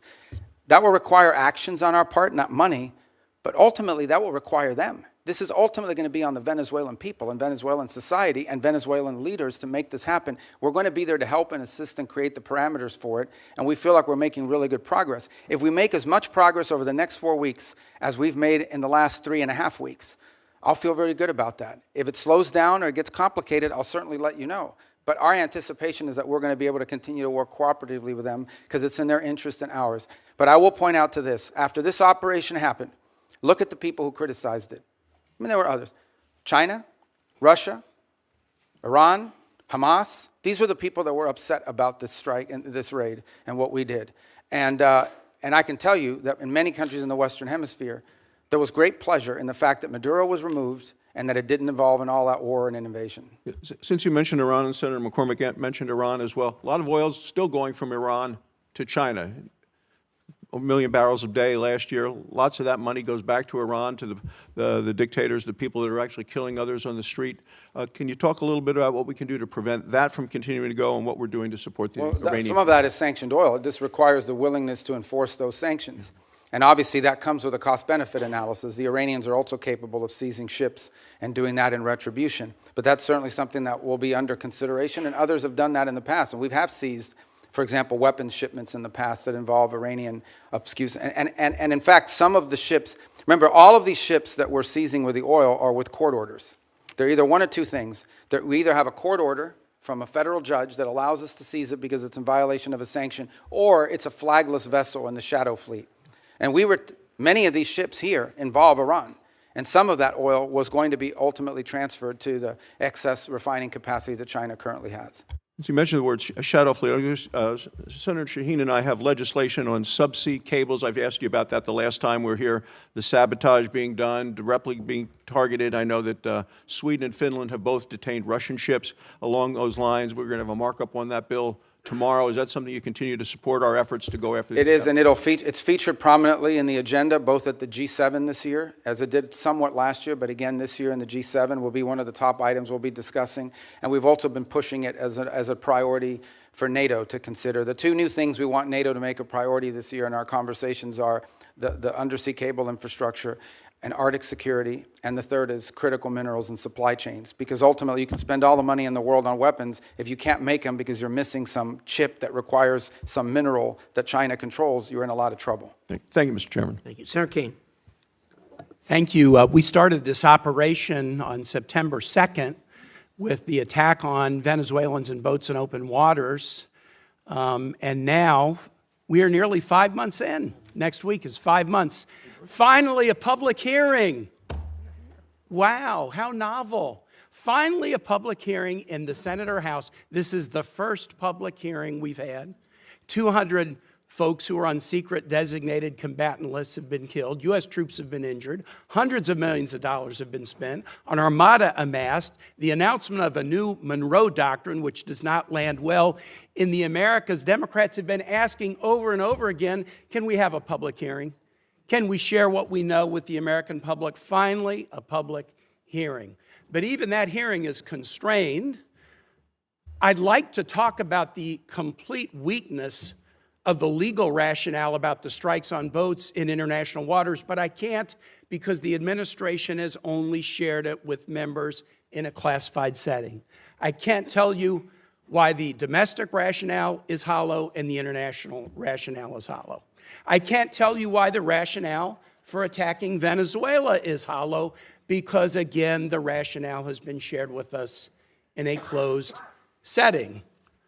I can't share with you the grim details of the murder of shipwrecked survivors in open waters that we all know because we've seen the videos and we've questioned the U.S. military officials involved about legality because the administration will not release that publicly. They released the boat strike videos publicly, but they hid the second strike that killed struggling shipwreck survivors, even from Congress, for nearly 3 months, but I can't really talk to you about it. I can't talk to you about the weakness of the targeting criteria being used to attack boats in the Caribbean and Pacific. I would encourage any colleague, if you have not, go to the classified setting and ask for a briefing on each strike and ask this question, what was the evidence that there were narcotics on that craft? You will be very surprised if you ask that question about every strike. And so even in this first public hearing, 5 months in, there's a lot we can't talk about. If it was such a righteous operation, why is the administration and the majority in this Senate so jealously protecting the details about it from being revealed to the American public? I have Virginians deployed in this operation. I can't answer their families' questions. Thank God we're having a public hearing 5 months in. This is supposed to be the greatest deliberative body in the world. Mr. Secretary, who won the July 2024 Venezuelan presidential election? Well, I think the whole world would acknowledge it was Edmundo Gonzalez. Who lost that election? Maduro. And his vice president, Delcy Rodriguez. Now, you have made the decision, the administration has made the decision in the aftermath of the attack that Delcy Rodriguez should be leading the country. Let me read something that President Trump said about her. on January 14 about Delcy Rodriguez, who lost the election with Maduro. We just had a great conversation today, and she's a terrific person. I mean, she's somebody that we have worked with very well. Let me tell you what Delcy Rodriguez said the day after Venezuela was attacked. Governments around the world are simply shocked that the Bolivarian Republic of Venezuela is the victim and target of an attack of this nature, which undoubtedly has Zionist undertones. What the hell did Delcy Rodriguez mean when she said this attack had Zionist undertones? I'm assuming you have no idea. Oh, I have an idea what she meant. I mean, what's the question? What does she mean when she says this attack has Zionist undertones? Look, I'd have to answer, but let me understand in a broader context. No one here is telling you that this is what we want to see in the long term. Okay. This is not a campaign to leave in place the system that's currently in place. Let me switch. But we either but I mean, the criticism of us is, all right, go ahead. No, go ahead. I'm ready to switch now to talk about somebody that you know well. You raised an important point. If I can get back to it, I will. You know well and you respect well Maria Corina Machado. Here's what President Trump said about her, won the Nobel Prize in the aftermath of the attack on Venezuela. I think it would be very tough for her to be the leader. She doesn't have the support within or the respect within the country. She's a very nice woman, but she doesn't have the respect. What did President Trump mean by that? Yeah. First of all, I've known Maria Corina for probably 12 years, 13 years. Have dealt with her probably more than as much as anybody on this committee has for certain. And I'll be meeting with her today, in fact. And we met with her a couple weeks ago. So here's the reality, though, and I think what the president was pointing to. And I think Maria Corina would acknowledge this. I talked to her last week. Well, she's very disappointed in those comments, and so are Venezuelans in my state. Okay, well, she didn't share that with me or with us, but I would say this to you. The president is acknowledging is that today, as it stands, whether we like it or not, the elements of control in that country, the people with the guns, the people that control the guns and the institutions of government there, are in the hands of this regime. So we either, on the one hand, we're getting criticized. Some people are saying we don't want regime change. On the other hand, we're being criticized for not undertaking regime change. Mr. Secretary, what we're trying to trigger here is a process of stabilization, recovery, and transition to something where Maria Corina and others can be a part of. You have respect for her, don't you? Sure. Okay, great. My last question is this. And so does the president, by the way. He met with her. They had a great meeting. And he actually spoke to her last week in my presence. Here's what he said after that meeting. We're talking to her, and maybe we can get her involved in some way. I'd love to be able to do that. Maybe we can do that. We'll set the terms for this Nobel Prize winner having a leadership role. Last question is this. You talked about the speech in Davos. Here's something the president said in Davos. I'm helping NATO until the last few days. When I told them about Iceland, they loved me. They're not here for us on Iceland, that I can tell you. Our stock market took the first dip yesterday because of Iceland, so Iceland has already cost us a lot of money. The president repeatedly mistook Iceland for Greenland, right? We're not mad at Iceland. They haven't cost us any money. The president just mistook the two countries for each other, correct? Yeah, he meant to say Greenland, but I think we're all familiar with presidents that have verbal stumbles. We've had presidents like that before. Some made a lot more than this one. Nice try. Thanks. All right. Thank you. I thought he did well. Let's see. We got Senator Paul. Our founders debated extensively over which branch of government should have the power to declare or initiate war. Virtually unanimously, they decided, and what was entered into the Constitution was that the declaration or initiation of war would be the power of Congress.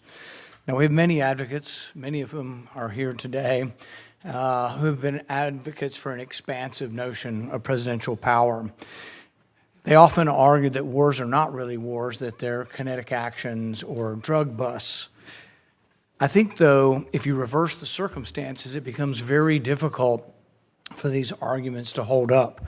So I would ask you, if a foreign country bombed our air defense missiles, captured and removed our president, and blockaded our country, would that be considered an act of war? Well, I think your question is about and I will acknowledge you've been very consistent on all these points the entire career. So let me. No matter who's in charge. So I will point to two things. The first is it's hard for us to conceive that an operation that lasted about 4.5 hours and was a law enforcement operation to capture someone we don't recognize as a head of state, indicted in the United States, wanted with a $50 million bounty. My question would be, if it only took 4 hours to take our president, it's very short, nobody dies on the other side, nobody dies on our side, it's perfect.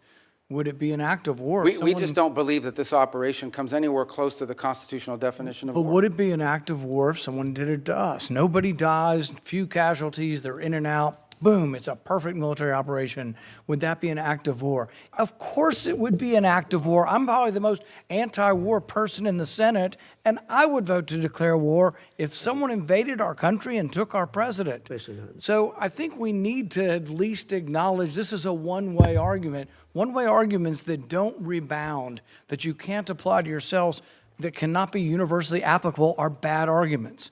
So my next question would be, let's say it's not a war. And we're just going to define it away and say it's not a war. That's one of the arguments. So it's a drug bust. What if a foreign country indicts our president for violating a foreign law? Should we extradite our president, or should we be okay if they come in and get him by force? Look, I think ultimately we're always going to act in our national interest. And so if somebody comes after our national interest, like the case you've described, which obviously does not exist at this time, but the case you've described, the U.S. always has the right to act in its national interest and to protect itself. So really I don't know about this equivalency. Well, does this justify them doing it? We're always going to do what's best for the United States and America. We're always going to protect our system. But the point isn't, and you're exactly right, we will act in our national interest and we should. So I'm not disagreeing with you at all. What I'm saying is, though, that our arguments are empty then. The drug bust isn't really an argument. It's a ruse. The war argument, not a war, is a ruse. It's not a real argument.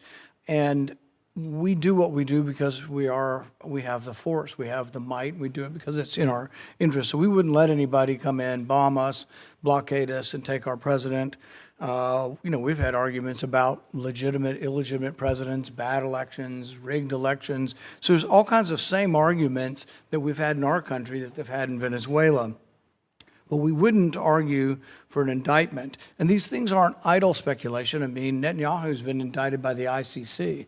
And one of the reasons I object to being part of the ICC, and I would say you and the administration probably agree, is we're not going to let any international council indict our president and arrest him somewhere on foreign soil. We're not going to do that. We actually, most of us probably object to indicting Netanyahu in that way as well. So I think the arguments are invalid. So we did get the legal opinion that Senator Kaine referred to, the OLC opinion, Office of Legal Counsel. And I think a lot of it's been released. Plus, they came to our caucus and talked most of it open about everything they had classified. So I will talk about at least one of the arguments. They say this war wasn't a constitutional war, therefore it doesn't rise to the constitutional notion of us declaring or having to initiate the war. It just doesn't rise. And one of their main arguments was not enough people died.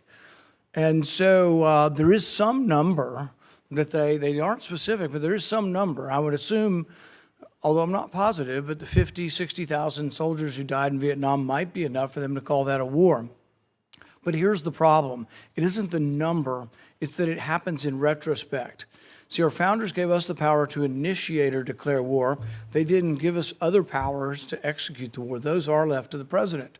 But if we have to wait to see how many people are killed, we have to wait, as they describe it, as the scope, nature, and extent. If we have to wait to see the scope, nature, and extent, the war has been going on for some time. It's hard to vote to initiate a war that's been going on.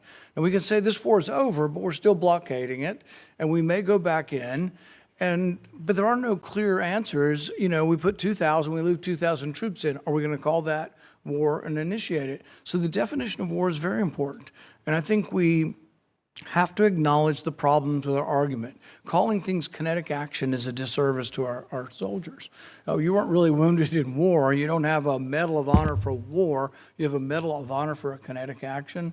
So I think let's call it what it is, and let's vote on these things. But I think we're in violation of both the spirit and the law of the Constitution by bombing a capital, blockading a country, and removing elected officials. And we certainly wouldn't tolerate it, nor would I if someone did it to us. Well, we didn't remove an elected official. We removed someone who was not elected, and it was actually an indicted drug trafficker in the United States. And their system... Our laws, indicted under our laws. Look, Bolsonaro says that Da Silva is not really the president of Brazil. Our president said Biden wasn't really the president. Hillary Clinton said in 2016 Trump wasn't the president. So you have these arguments, and I agree with you. It probably was, and most likely was, most assuredly was a bad election. He wasn't really elected. But at the same time, if that's our predicate, and you don't have to come to us because it's a drug bust, we're just removing somebody, you can see where it leads to, and it leads to chaos. And that's why we have rules like the Constitution, so we don't get so far out there that presidents can do whatever they want. It is this check and balance. And I would argue for 70 years we've been going the wrong way. It isn't just this president, but it's a debate that I think is worth having. Oh, thank you, Mr. Chairman. And I want to associate myself with the comments of Tim Kaine. The fact that we're 5 months into this and this is the first oversight hearing is really a complete failure of the responsibility of Congress, failure of this committee to demand oversight, but also a reflection of the reluctance of the administration to engage in the proper consultation with Congress. So I hope we can do a lot better going forward, and that we'll see you at least every 6 weeks or so, not every five months. I also feel like the strategy of keeping basically these very weak arguments secret so that they can't be discussed openly for the legal justifications. I've gone down and read them, and there's a reason, obviously you'd be incredibly embarrassed if those were public, so make them public. Let's have an actual transparency here in the United States of America. And let's be clear about what has gone on. We had a dictator we didn't like. We've replaced it with a dictator we think we can manipulate. And if that doesn't work, we'll do something else in order to pry open that economy for oil.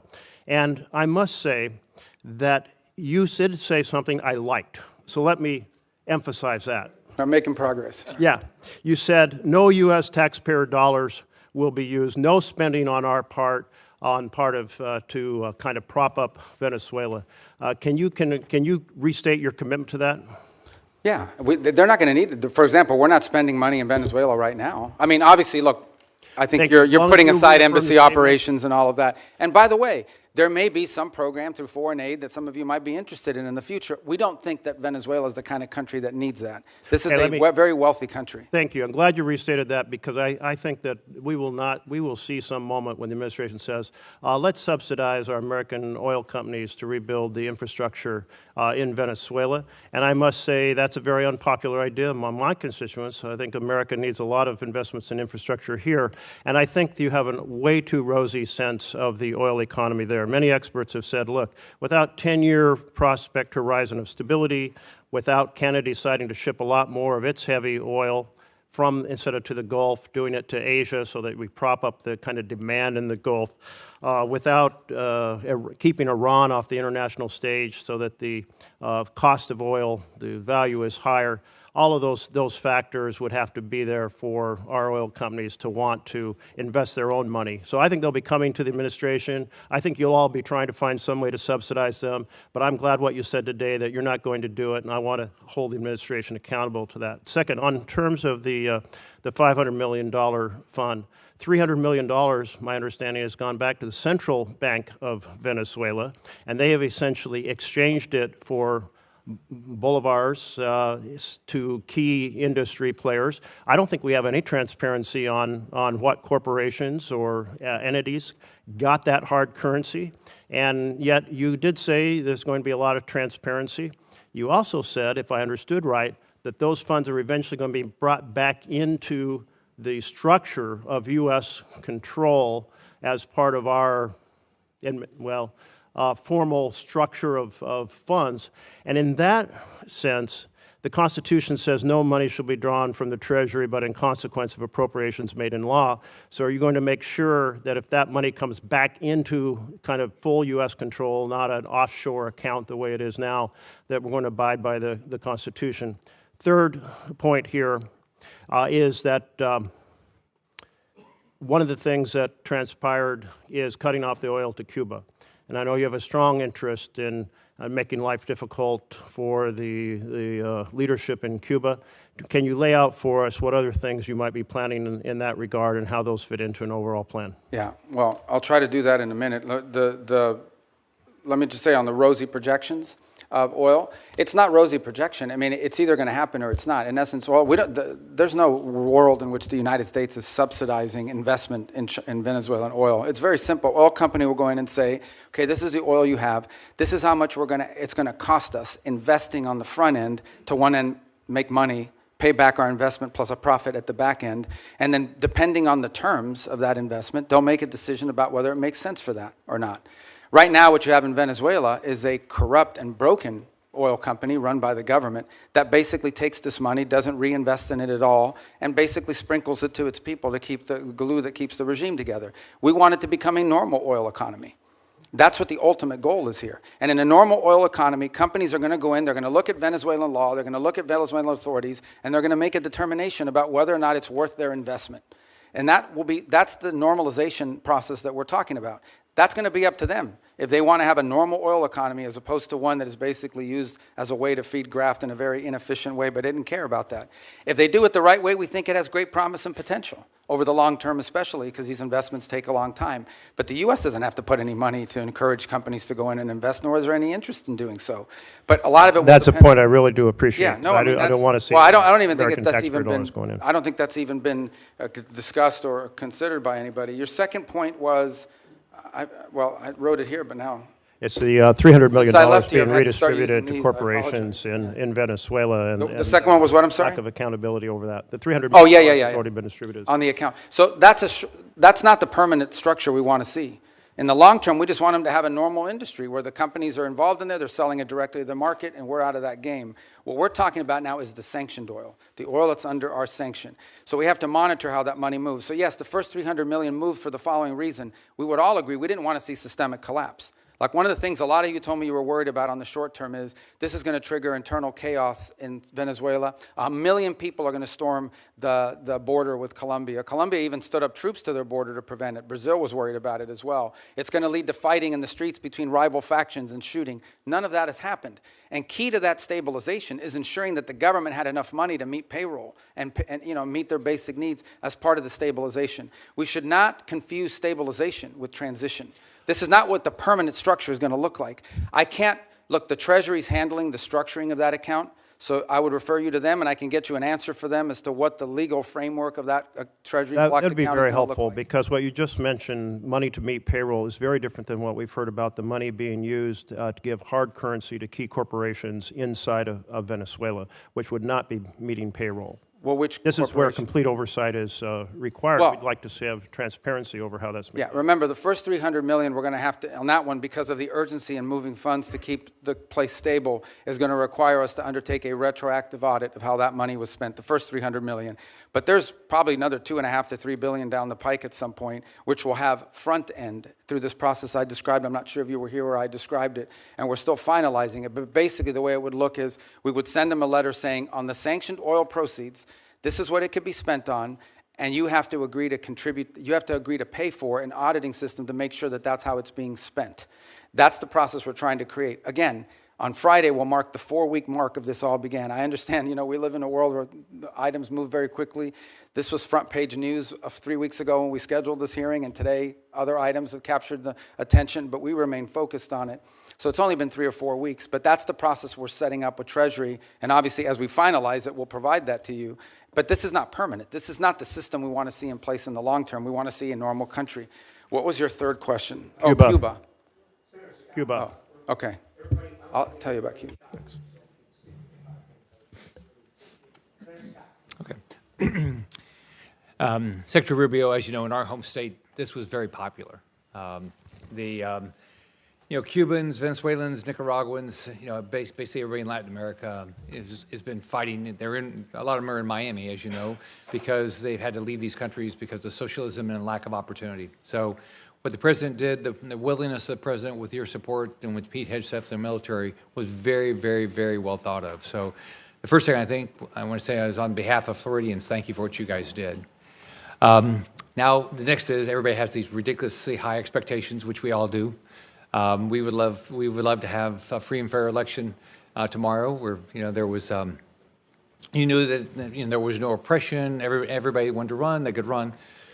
So, tell us how should Venezuelans and Cubans and Nicaraguans look at this, and how patient should they be, and what would be the sort of the milestones you would give them to look at to say we are making progress? Well, first I would remind everybody, let's just go back 6 months, 8 months, a year ago at this time. The Venezuelan challenge for us was frozen It was a frozen situation. We had a regime that was entrenched. Its opposition was either in hiding or had been forced overseas. Edmundo Gonzalez lives in Spain. Maria Corina is no longer, she's very brave. She stood there as long as she could, but she had to leave. The others are in jail. They were increasing their relationships and outreach with Iran, and currently have existing ones with Russia, Cuba, and China. And other than more sanctions and more speeches and more threats and whatever, it was a frozen situation. Now, for the first time in literally a decade, there is the opportunity that something could change. There's not the guarantee that something will change, but there is the opportunity that something will change. We have changed that dynamic, which goes back to the question that Senator Merkley had about Cuba. What we are looking for is the opportunity for a change in dynamic. That's a country that's been backwards. It has no functional economy. The people, you can call them Marxist, we can call them communist, but not even Lenin would recognize this version of communism and Marxism that they've instilled in Cuba. It's an economic model that hasn't worked anywhere on the planet. The suffering in the rural areas of Cuba are acute and they're deep. And it's not because of the embargo. It's because they don't know how to run an economy. How is it the fault of the U.S. embargo that Cuba, one of the world's largest sugar producers, now imports sugar?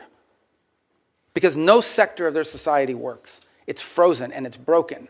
But in the case of Venezuela, we have a glimmer of hope now, the opportunity to change the dynamic. Now, what that will require is smart decisions on our part, but ultimately it will require decisions made by Venezuelans, both those currently in charge of the interim authorities and those who may be in charge in the future as well to step forward. It is our sincere belief that the only way you're going to have a free, prosperous Venezuela that's allied with the United States is one in which every sector of their society is represented in their politics. And that includes many people who currently live abroad. And even the opposition, people like to say the opposition is very diverse. There are members of the opposition that were once part of Chavismo and turned against it. There are members of the opposition that have never been Chavistas, like Maria Corina Machado, and have been very forceful against it. So that broad sector has to be represented as well. So you have to have a process of internal reconciliation that allows these voices to begin to participate in the political life of that country, and that ultimately bring us to a point in which you can have a country where all of these elements of their society are represented in their politics.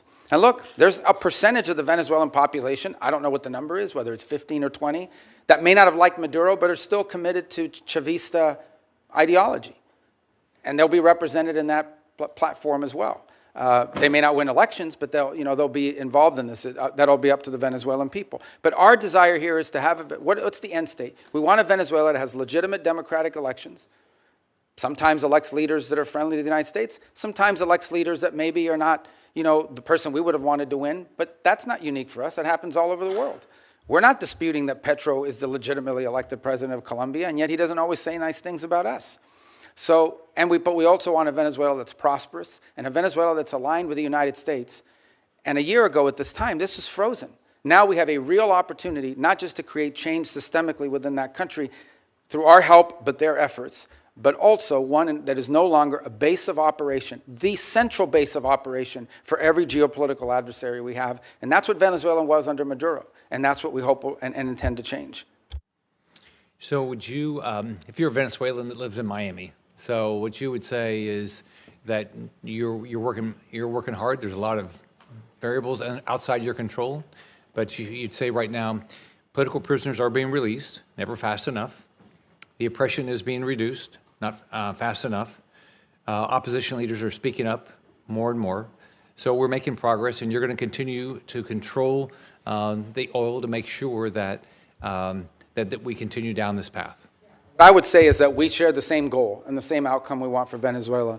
And the question is, we have to do it through a realistic process and it has the highest chance of success. Okay, the way to view it, if you use the medical analogy, is this is a critically ill patient that has suffered some very serious things. They've broken their leg, but they also have a ruptured, spleen or something.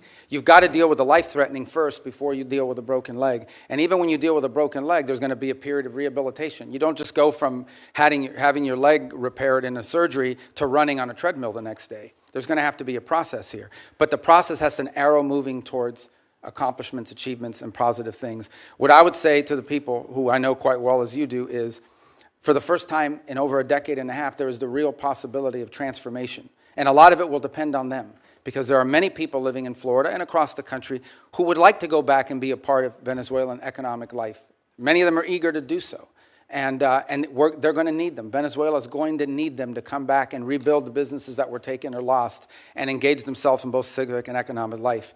But again, I remind everybody, on Friday will mark the 4 weeks since this happened. I get it. We all want like something immediately, but this is not a frozen dinner you put in a microwave and in 2.5 minutes it comes out ready to eat. And these are complex things, and we've seen this play out. I've used the example of Paraguay and Spain. There are others where there's a transition from autocracy to democracy. It's not linear. It's, in some cases, there are ups and downs along the way, but it's trending in the right direction so far, with a recognition that more work needs to be done. Thanks for your hard work. Senator Booker.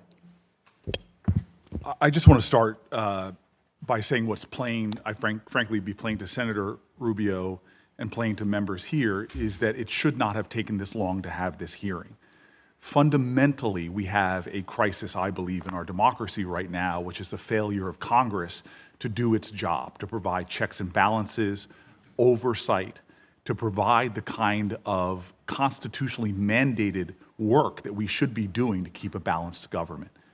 We have operations right now that are literally costing the American taxpayer tens of millions of dollars a day.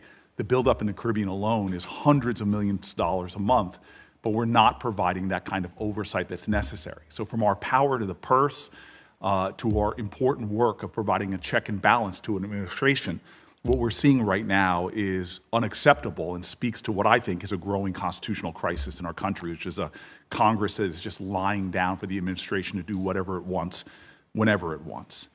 I want to pick up on my colleague's questioning because I actually know from years of conversations with you your heart about human rights in countries like Venezuela, Mr. Secretary.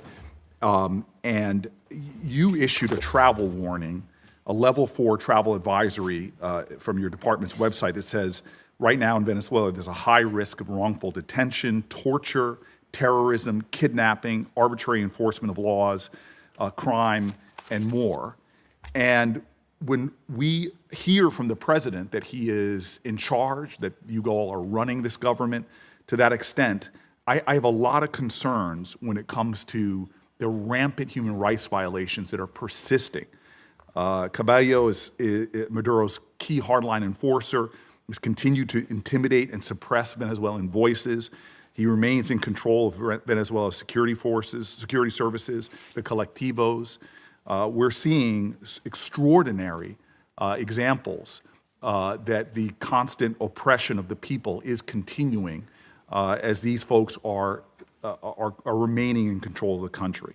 So I just want to know what is the plan to address in a much more aggressive manner these severe human rights violations and to try to stop these armed militias. Because if we are doing things to stabilize their government, if we're turning over resources and money to the very groups that are creating these horrors, that seems to me against America's values, and it seems to me something that is should be unacceptable to Congress on both sides. Yeah, well, absolutely. The Venezuela I described that we want to see emerge from this is one in which none of that is happening. If you think about travel advisories are us imagining worst-case scenarios. We have a duty to warn American citizens when they travel to a place that does have a history of Americans being arrested, of Americans being taken. And they may be taken by a deliberate action of a government or entity related to the regime. They may be taken by criminal gangs that control parts of that society. For example, you have these colectivos, as they're called, which basically are these armed motorcycle gangs that are allowed to act with impunity in return for their support for the Maduro regime in the past. You have the ELN and the FARC and other drug trafficking organizations, including Tren de Aragua, that are involved. Again. So these are real risks that we have a duty to warn Americans, because here's what we didn't want to see, and don't mean to interrupt you. We have this announcement that Maduro's been taken. All of a sudden, people conclude, oh, he's gone, let's flood over there, let's all go over there, and we could expose people to dangers. But this is the hypocrisy that I see. At the same time that you're issuing these human rights cautions about what's going on there for Americans, you have a president that's lifting temporary protected status for Venezuelans. Many of them are individuals that have lived in our country for years, if not decades.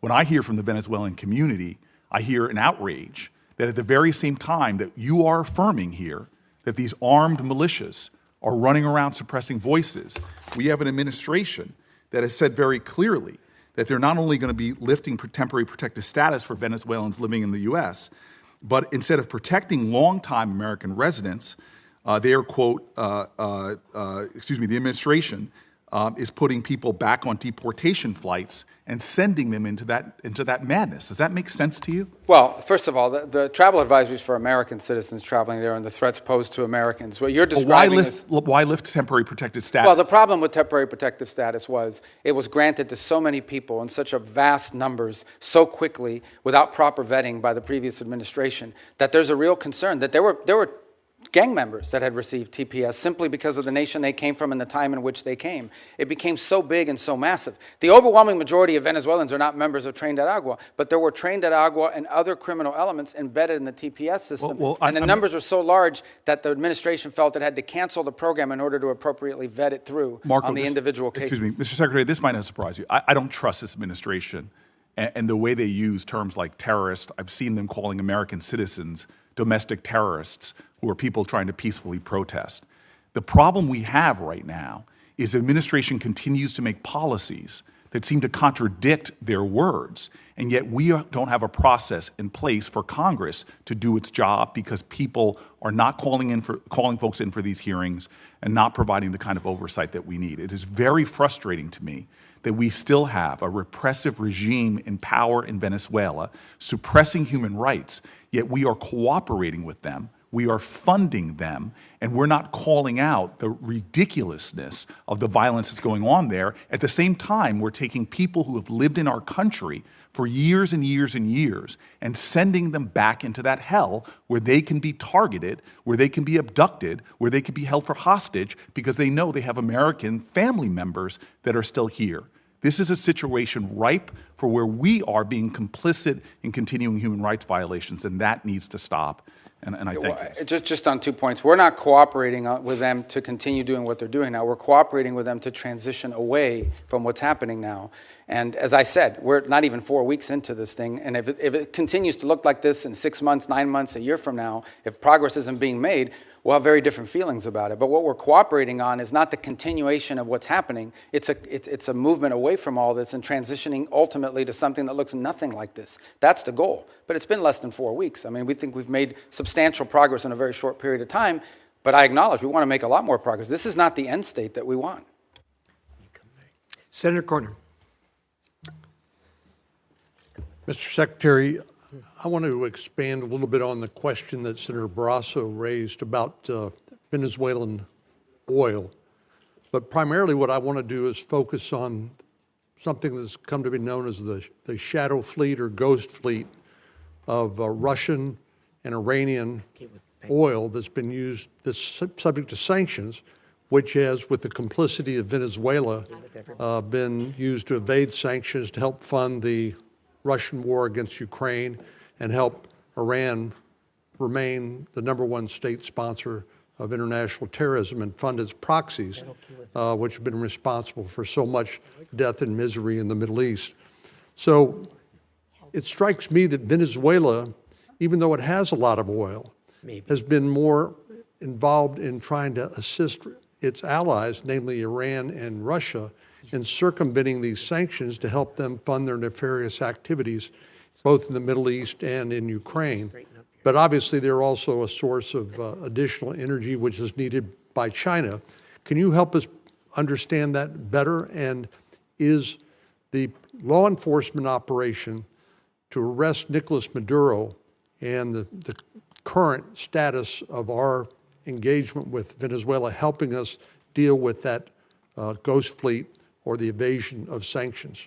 Yeah, on the first point, on the second point, absolutely it's helping us deal with it because it's a complex situation to describe. The oil in Venezuela we all think is under the control of one entity, and some of it is, but you literally have a place in which certain individuals, the glue that held the regime together was corruption and graft.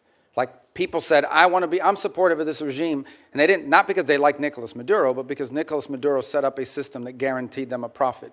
Some people were making that profit from drugs. Some of them were making it from stealing money from their food program called CLAP. Some of them were making their money from an oil field that was literally given to them in exchange for buying them their loyalty. Some were making their profits from all three, and other activities. So there's no doubt that his removal has created the conditions to begin to move away from that. That's why we sanction their oil. The ghost fleet exists for the following reason. When something is sanctioned, when we say it is illegal for them to move this oil, none of the traditional legitimate tankers will carry that oil. They won't touch it because they don't want to be sanctioned by the United States. So you have to turn to these pirates. You have to basically turn to these ships that are either falsely flagged, meaning they're flying the flag of Liberia, but they don't really have a Liberian flag, or are stateless in their capacity. And they have to turn to them, and they turn to these vessels. And these vessels are made up with crews from all over the world. We seized one where the majority of the crew members were Ukrainian. We've seized others, the majority of them are Russians, and a mix and what have you. And so what's happened is a lot of this oil is going, a lot of this shadow fleet oil is going even outside the PDVSA system.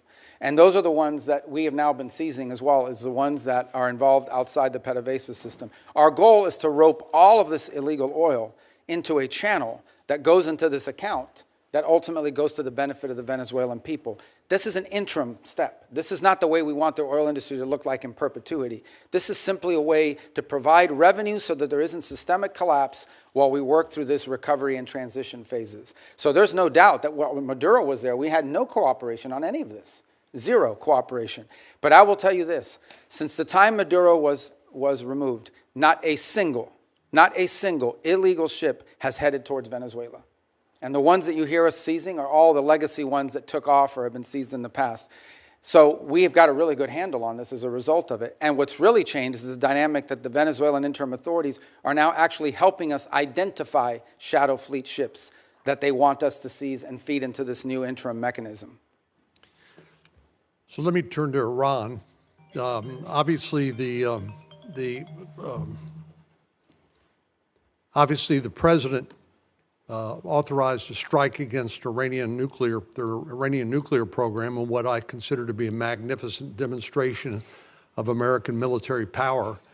And even though the arrest of Nicolás Maduro was not primarily a military operation, but they provided the support to law enforcement authorities as they executed an arrest warrant against Nicolás Maduro. Likewise, I think most Americans were very proud of how the U.S. Government and particularly the U.S. military have performed.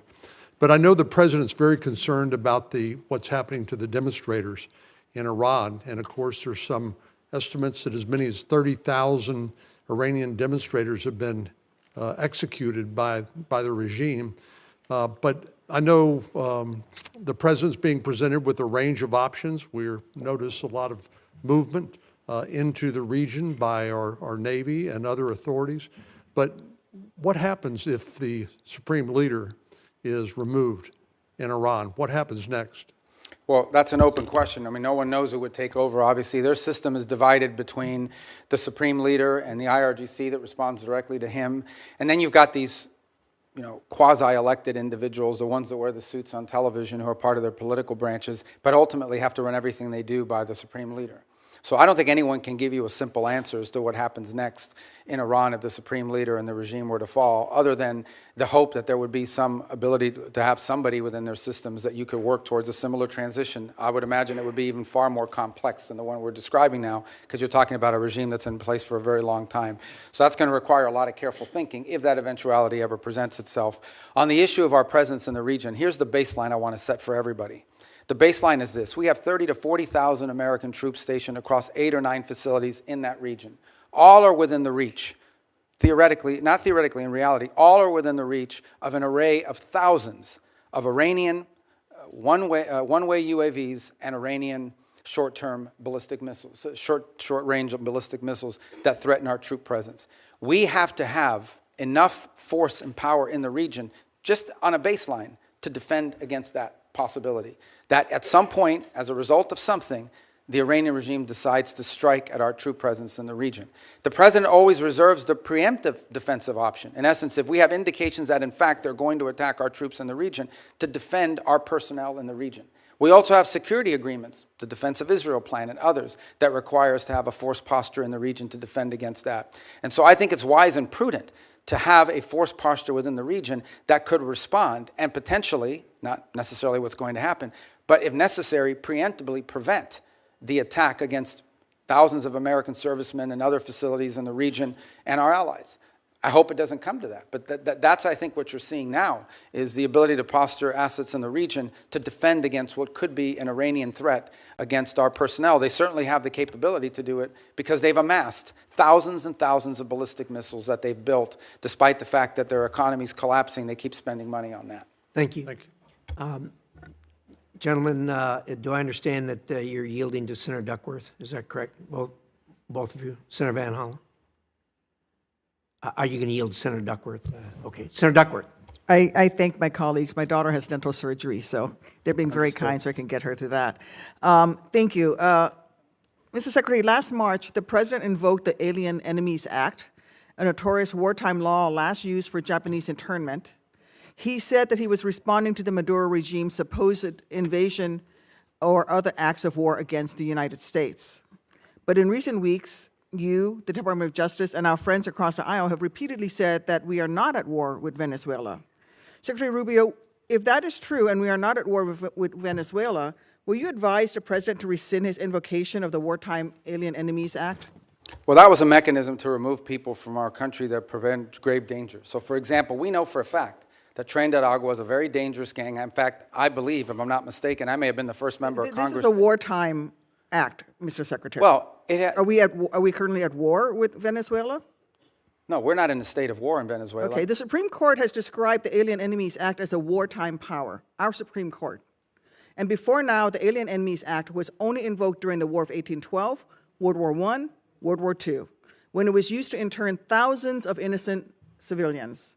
Are you really arguing that the President should be able to wield an internment law? No, but we're talking about two separate things here. So you're talking about the state of Venezuela or are describing the regime. And we're talking about, but what the President designated. Invoked the Alien Enemies Act. I know, Senator, but let me be clear with you. No, but what the President was talking about are these gangs that have, and these narco-trafficking groups that are waging war on the United States. There's no doubt.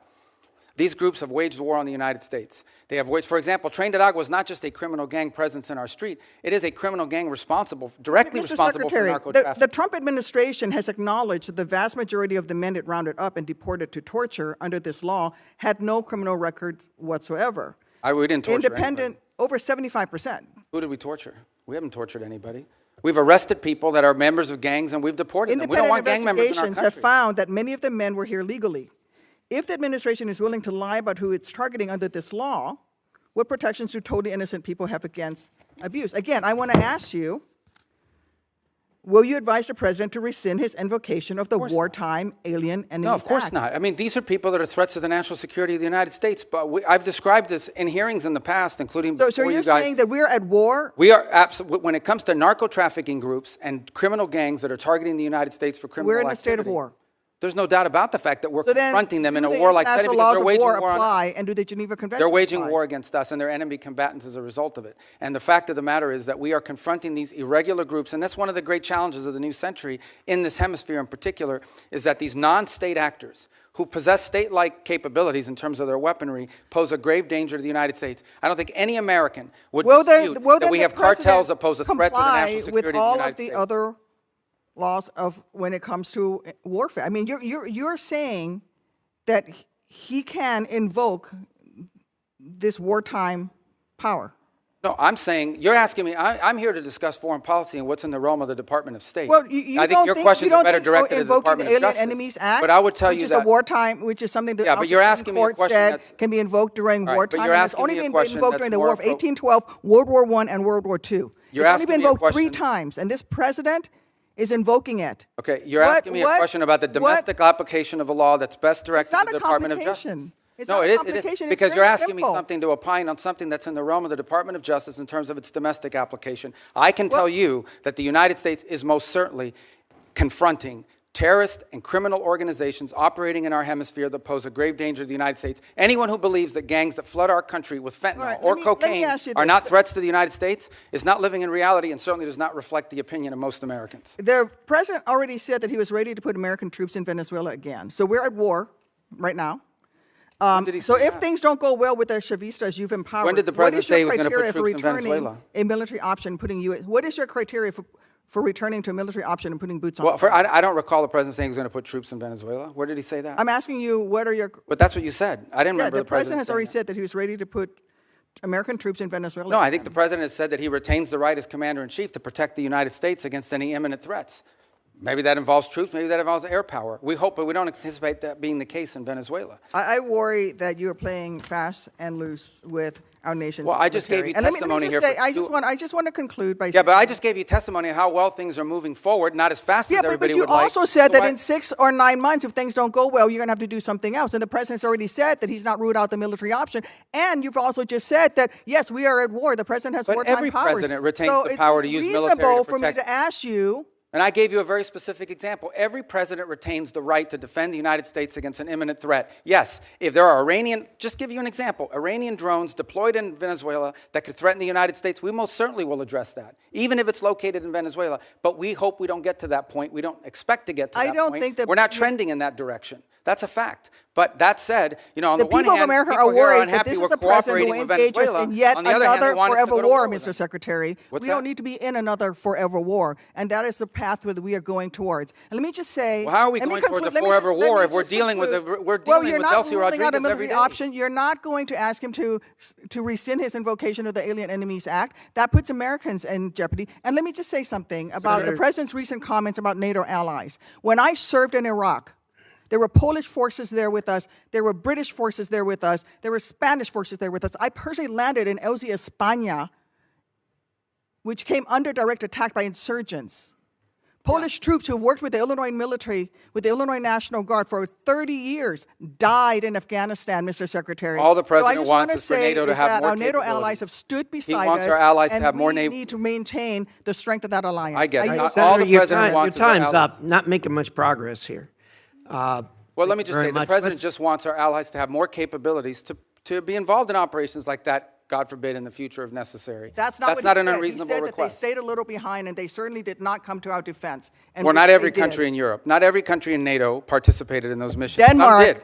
Denmark suffered some of the greatest military casualties. There's no doubt that many of our allies have stepped forward and provided assistance to us, and there are many others that simply don't have the capability to do it now or in the future. That's not what the president said. So that's what he was pointing to. Thank you, Mr. Chairman. Thank you, Secretary Rubio, for being here. I also want to thank you for reaching out to me the night of the execution of the arrest warrant against Nicolás Maduro. I could tell when we talked that you had been up all night, and it was kind of you to reach out to me and describe what had happened that evening. I've long been a believer in the fact that the United States has been abundantly blessed by geography. God and nature's God have blessed the American continent with two vast oceans, one to our east, one to our west, that have protected us from the old powers of other parts of the world. We should use those to our advantage. At times in our past, we have somewhat neglected the Western Hemisphere in recent decades, and I'm pleased that you and President Trump have been refocusing on the Western Hemisphere. As we look at burden sharing in other parts of the world and pivot some of this focus back to our own hemisphere, tell me what that looks like. Tell me what it looks like to orient some of our burden sharing toward our own hemisphere. Well, I think you're seeing some of it now. Look, our hope is eventually not to have a military presence of the kind you've seen in the Caribbean to deal with this very acute matter. But the truth of the matter is that it was surprising in the first place, right? If these ships and these assets were deployed in the Indo-Pacific or in the Mediterranean or in the Middle East somewhere, no one would blink an eye. They say, well, that's normal. That's what we always do. The fact that they were deployed in the Western Hemisphere was a shock to everybody because we haven't done it. In fact, according to Southcom, they've rarely have ever had assets permanently deployed to them. They may have been transiting through at some point, but not permanently deployed, to deal with a very acute matter. And that is, and these are, these things become interrelated here at some point, but they are separate in many ways. And it's part of what I was trying to explain to Senator Duckworth. We have a real reality in our region of these transnational criminal terrorist organizations that in many cases possess weapons that you ascribe to a nation state, not to a gang, who pose a grave threat to the national security of the United States, but also to the stability of the region. If you walk through the region, what is the primary threat in Colombia? Transnational criminal organizations. What is the threat to Mexico? What is the threat to the Caribbean basin? These groups have to be confronted. They have to be confronted forcefully. What's the threat in Haiti to systemic collapse? And that is these criminal gangs that basically control territory and threaten the ability to even form a government. there in that regard. So it's endemic throughout the region, and it ultimately impacts the United States through mass migration, through drug trafficking, and other related criminal organizations. And so we need to have a force posture that can confront that and that can provide assistance in conjunction with other partners. We also need more countries that are willing to cooperate with us and collaboratively work on these things, the way Ecuador is now doing, the way El Salvador has done, the way Trinidad and Jamaica and other countries, the way we historically have done with Colombia, by the way, and continue to do in many respects. So we hope Venezuela will be one of those. Imagine if a future, or even the current interim authorities, or a future legitimate government of Venezuela cooperated with the United States against Tren de Agua, cooperated with the United States against the ELN, the FARC, and the drug trafficking organizations. How much easier it would be to confront these challenges that we face. But it will require some force posture in the region. I think the one area, if your question is in the context of NATO, the one area we have to recognize is that we need to have a presence in the Indo-Pacific. Many of you travel overseas and are constantly being told by our Indo-Pacific allies they want to see a sustained commitment of the United States to the region. We still have obligations and needs that we need to address when it comes to the Middle East. We have a growing threat of the rise of terrorism potentially in the African continent. And then, of course, you point to the Western Hemisphere. So that doesn't mean we're abandoning NATO or abandoning Europe. It does mean that we are going to have to, at some point, readjust our force posture in the world to deal with all of these realities. And as a result is why I keep making the point, the stronger our allies and more capable our allies in NATO are, the more flexibility we'll have to do that. We'll still be there with our assurances. We'll still be there with our presence. We'll still have some of the largest military deployments in the world will be in Europe with our allies. But we are going to need some flexibility to do this over time. And we've told this to our allies, and we've told them there'll be no surprises. And most of them understand it. Frankly, they do. And that's why they're moving very quickly in many cases to rearm and reinvigorate themselves. Over the last 5 to 10 years, we've seen China gain pretty significant footholds by historical standards in South America, in Central America, in parts of the Caribbean. Sometimes this occurs simultaneously with and in the same places as drug cartels, places where drug cartels are the strongest. How would you describe the connection between those two things? Are they correlated, or is there a causal connection? Well, the correlation may be to the extent that you have, usually when you have strong narco organizations or drug trafficking organizations, you also have very weak states that are, in some cases, vulnerable to corruption. So the general Chinese practice has been, you go into a country, you offer to build a bunch of stuff that you end up building poorly. And to get that contract, you do it as a market share thing, not because you can make money off it, but because it puts you in place at the expense of everybody else. You sometimes have to bribe people locally in order to get that, and it gives you a foothold into that country and allows you to expand into other sectors. In some cases, frankly, it has been like in telecommunications, because Huawei shows up with a deal, and no Western company shows up with a deal that's affordable, and so they go with Huawei because they want to have 4G, not to mention 5G. Huawei provides a product that's not the best, but it's good enough, and they can afford it. And it's subsidized by the Chinese government. So we've seen that play out in place after place. It became quite acute, for example, in the Panama Canal Zone, where a Chinese company ended up owning both ports on the Pacific and on the Caribbean side and Atlantic side of that canal, which is of grave concern to the United States. So I do think you've seen their presence, largely through economic means over time, create leverage over nations in the country who become emboldened and either trapped in debt traps or trapped in bad contracts they can't get themselves out of, and always in sectors that are valuable to China that include rare earths, and critical minerals, energy, and infrastructure. Senator Schatz. Thank you. Thank you, Chairman, Ranking Member. Secretary, good to see you again. I want to ask about the oil. Under U.S. law, funds received by the government must be deposited with the Treasury. Earlier, you testified that the funds are being held short-term in Qatar and then will move to a Treasury-blocked account. What is the statutory authority for the administration relying on Qatar to hold the funds? It's not our funds. The funds are in an account that's owned and signed. It's an account that belongs to Venezuela, but it has U.S. sanctions as a blocking mechanism on it. And one of the primary reasons why it was in a third country initially, until we could create the mechanism to move it to a U.S. presence, is twofold. One, we have an issue we're working through on recognition. What is exactly, you have to recognize a government, but we don't recognize this government. We recognize the 2015 National Assembly. So we have to find some creative way legally to meet that standard. The other is, frankly, creditors. If any of that money touched a U.S. bank, even if it was an account in the name of the Venezuelans, it would immediately be seized upon by a number of creditors who eventually will have to take care of. But in the short term, that would impede the ability of the Venezuelan authorities to receive the funds they need to operate. So do you have the, I mean, this is what I'm trying to get at, right? Either it's American money, in which case it's subject to the Miscellaneous Receipts Act, and there are all kinds of things that attend to that. You're saying it's Venezuela's money, but it does sound like, according to the EO, according to the president's statements, you are in charge of that money. What authority are you relying on to be in charge, almost in a sort of receivership kind of arrangement, of how funds are both received and expended for a foreign country? Like, wouldn't you have to come to Congress to establish that kind of relationship? Well, no, because the money never enters our hands. We only control the disbursement of the money. We don't control the actual money in the sense of, like, it comes into our bank account. Do you think that you have somewhere in the statute or the Constitution the authority to control disbursements of a foreign country? Well, they've agreed to this, and that's the key. They've agreed to this arrangement in which the sanctions that are placed on this oil is what blocks its distribution. So we've agreed to release sanctions and allow the disbursement of the funding as long as they're spending it in a certain way. So I understand it's novel, but it's the best we could come up with in the short term to ensure that they're... Is there a written agreement that memorializes this? Yes, I believe there is, and there will have to be one most certainly once we transition that to U.S. accounts. Secretary, my understanding is the committee doesn't have this agreement. Well, I can... If we do or we don't? Yeah. And you probably wouldn't because it's a Treasury matter. Treasury's handled it, but I can most certainly talk to Treasury about providing you the information. Also, you're the National Security Advisor, so you do have a role here in coordinating between the departments. So it's not just like you can punt this to Treasury. Yeah, I just didn't bring the document with me. I got it. Okay. I just want you to land it and get it to the committee because, look, you're being transparent. I think this is novel. I think it's funky. I think it may not even be permissible. But I don't know until I see the document, and I'd like you to just land it for us, if that's all right.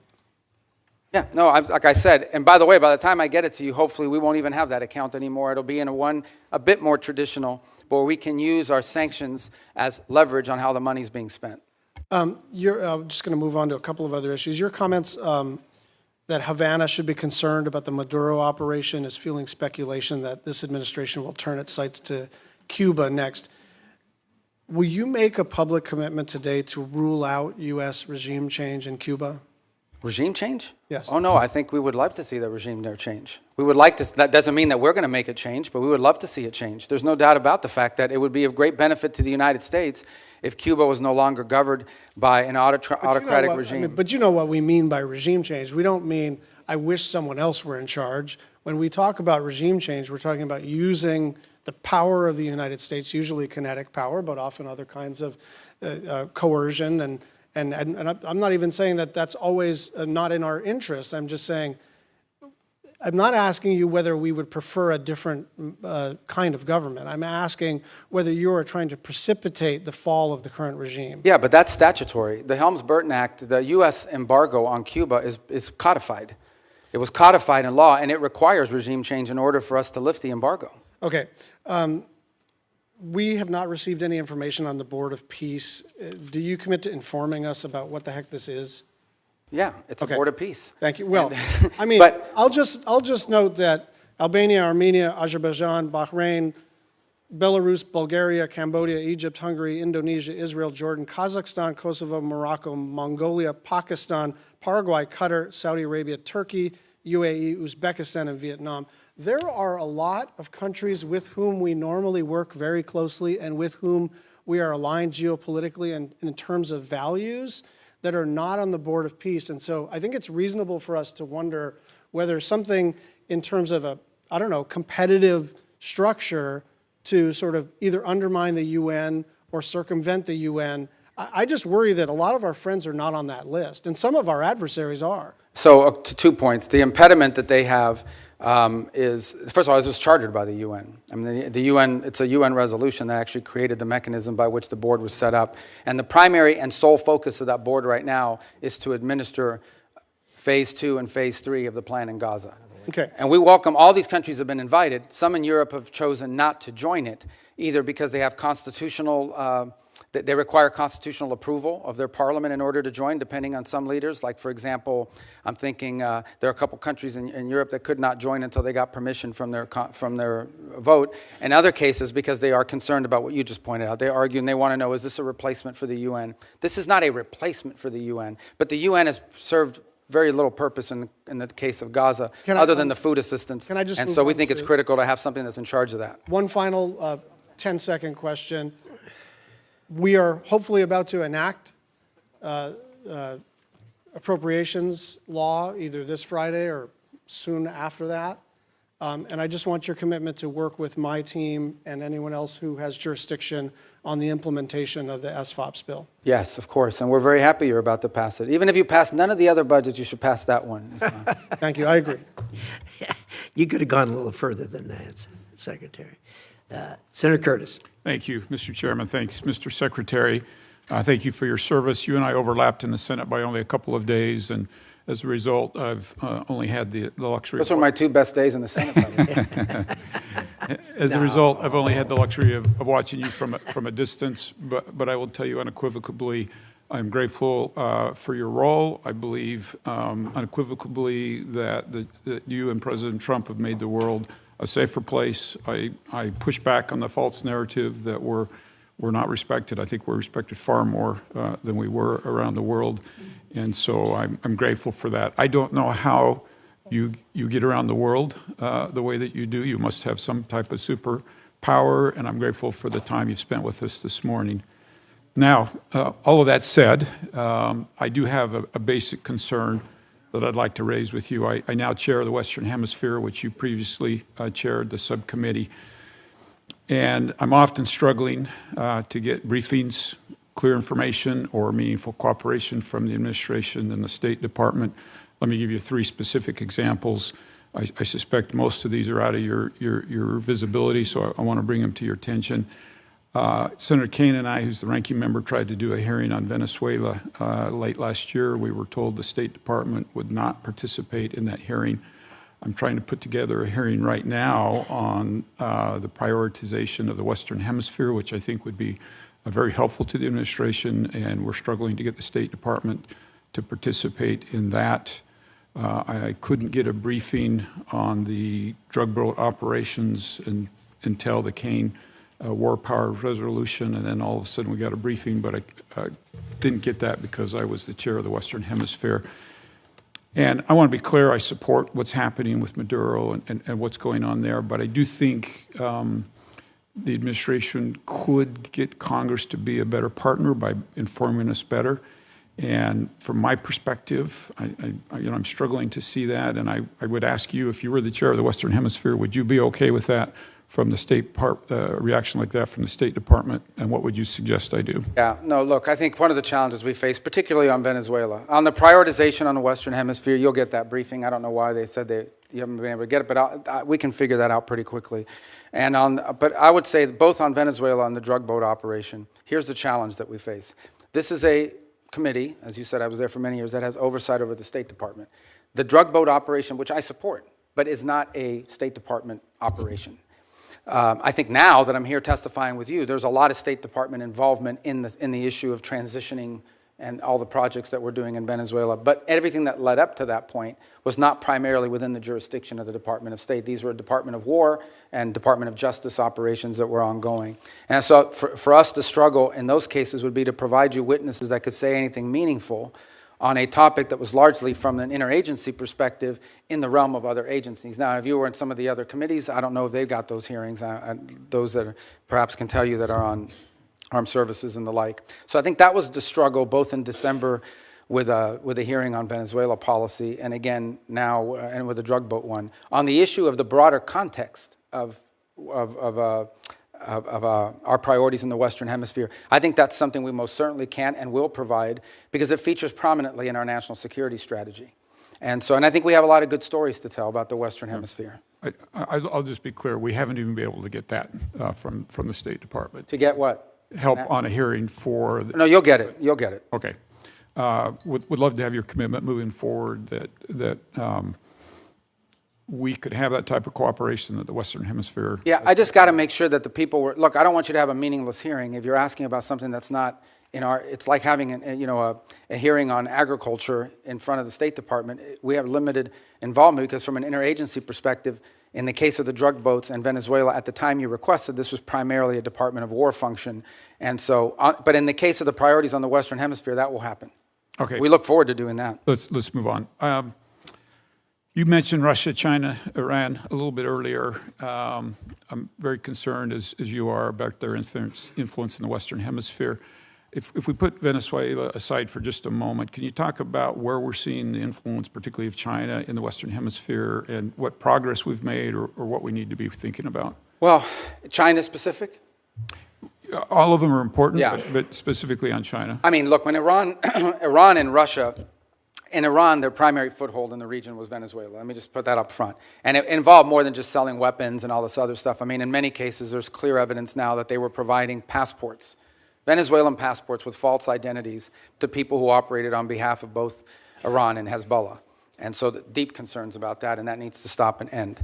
In the case of Russia, their primary presence of influence in the region is Venezuela and to some extent Nicaragua and Cuba, which is where they operate. In the case of China, they do have a presence in Cuba. They have this debt relationship with Venezuela where they were basically taking Venezuelan oil as payment on debt, and then they were reselling it at a huge profit because they were buying it on discount. That is now obviously ended. And if their debt is legitimate, a future Venezuelan government will have to address it and deal with it as part of a broader restructuring of their debt. But in the short term, that is now ended. But the primary way that China plays in the Western Hemisphere is through commercial relations. They engage themselves in a country. They're very interested in telecommunication. They're very interested in building and controlling key infrastructure. They're very interested in critical mineral rights. And they've secured many leases for many years because of neglect on our part in allowing them to do that. And it's given them leverage and a presence in many of these countries. I will say that I think that influence in our hemisphere has eroded over the last year. For example, Panama left the Belt and Road Initiative. We have new leaders in Chile, in Peru, in Paraguay, in Chile and in Honduras that have expressed a strong desire to realign with the United States and our priorities. And we have great relationships with Argentina, Paraguay, and other countries in the region who are also very cooperative. And we've had great cooperation from the Panamanian authorities as well, including a case before the Supreme Court. I don't know if the final has been submitted that could lead to the eviction and removal of a Chinese-controlled company that controlled both ports at the Panama Canal. Thank you. I wish we had more time. I'm out of time. I yield. Thank you. Senator Van Hollen.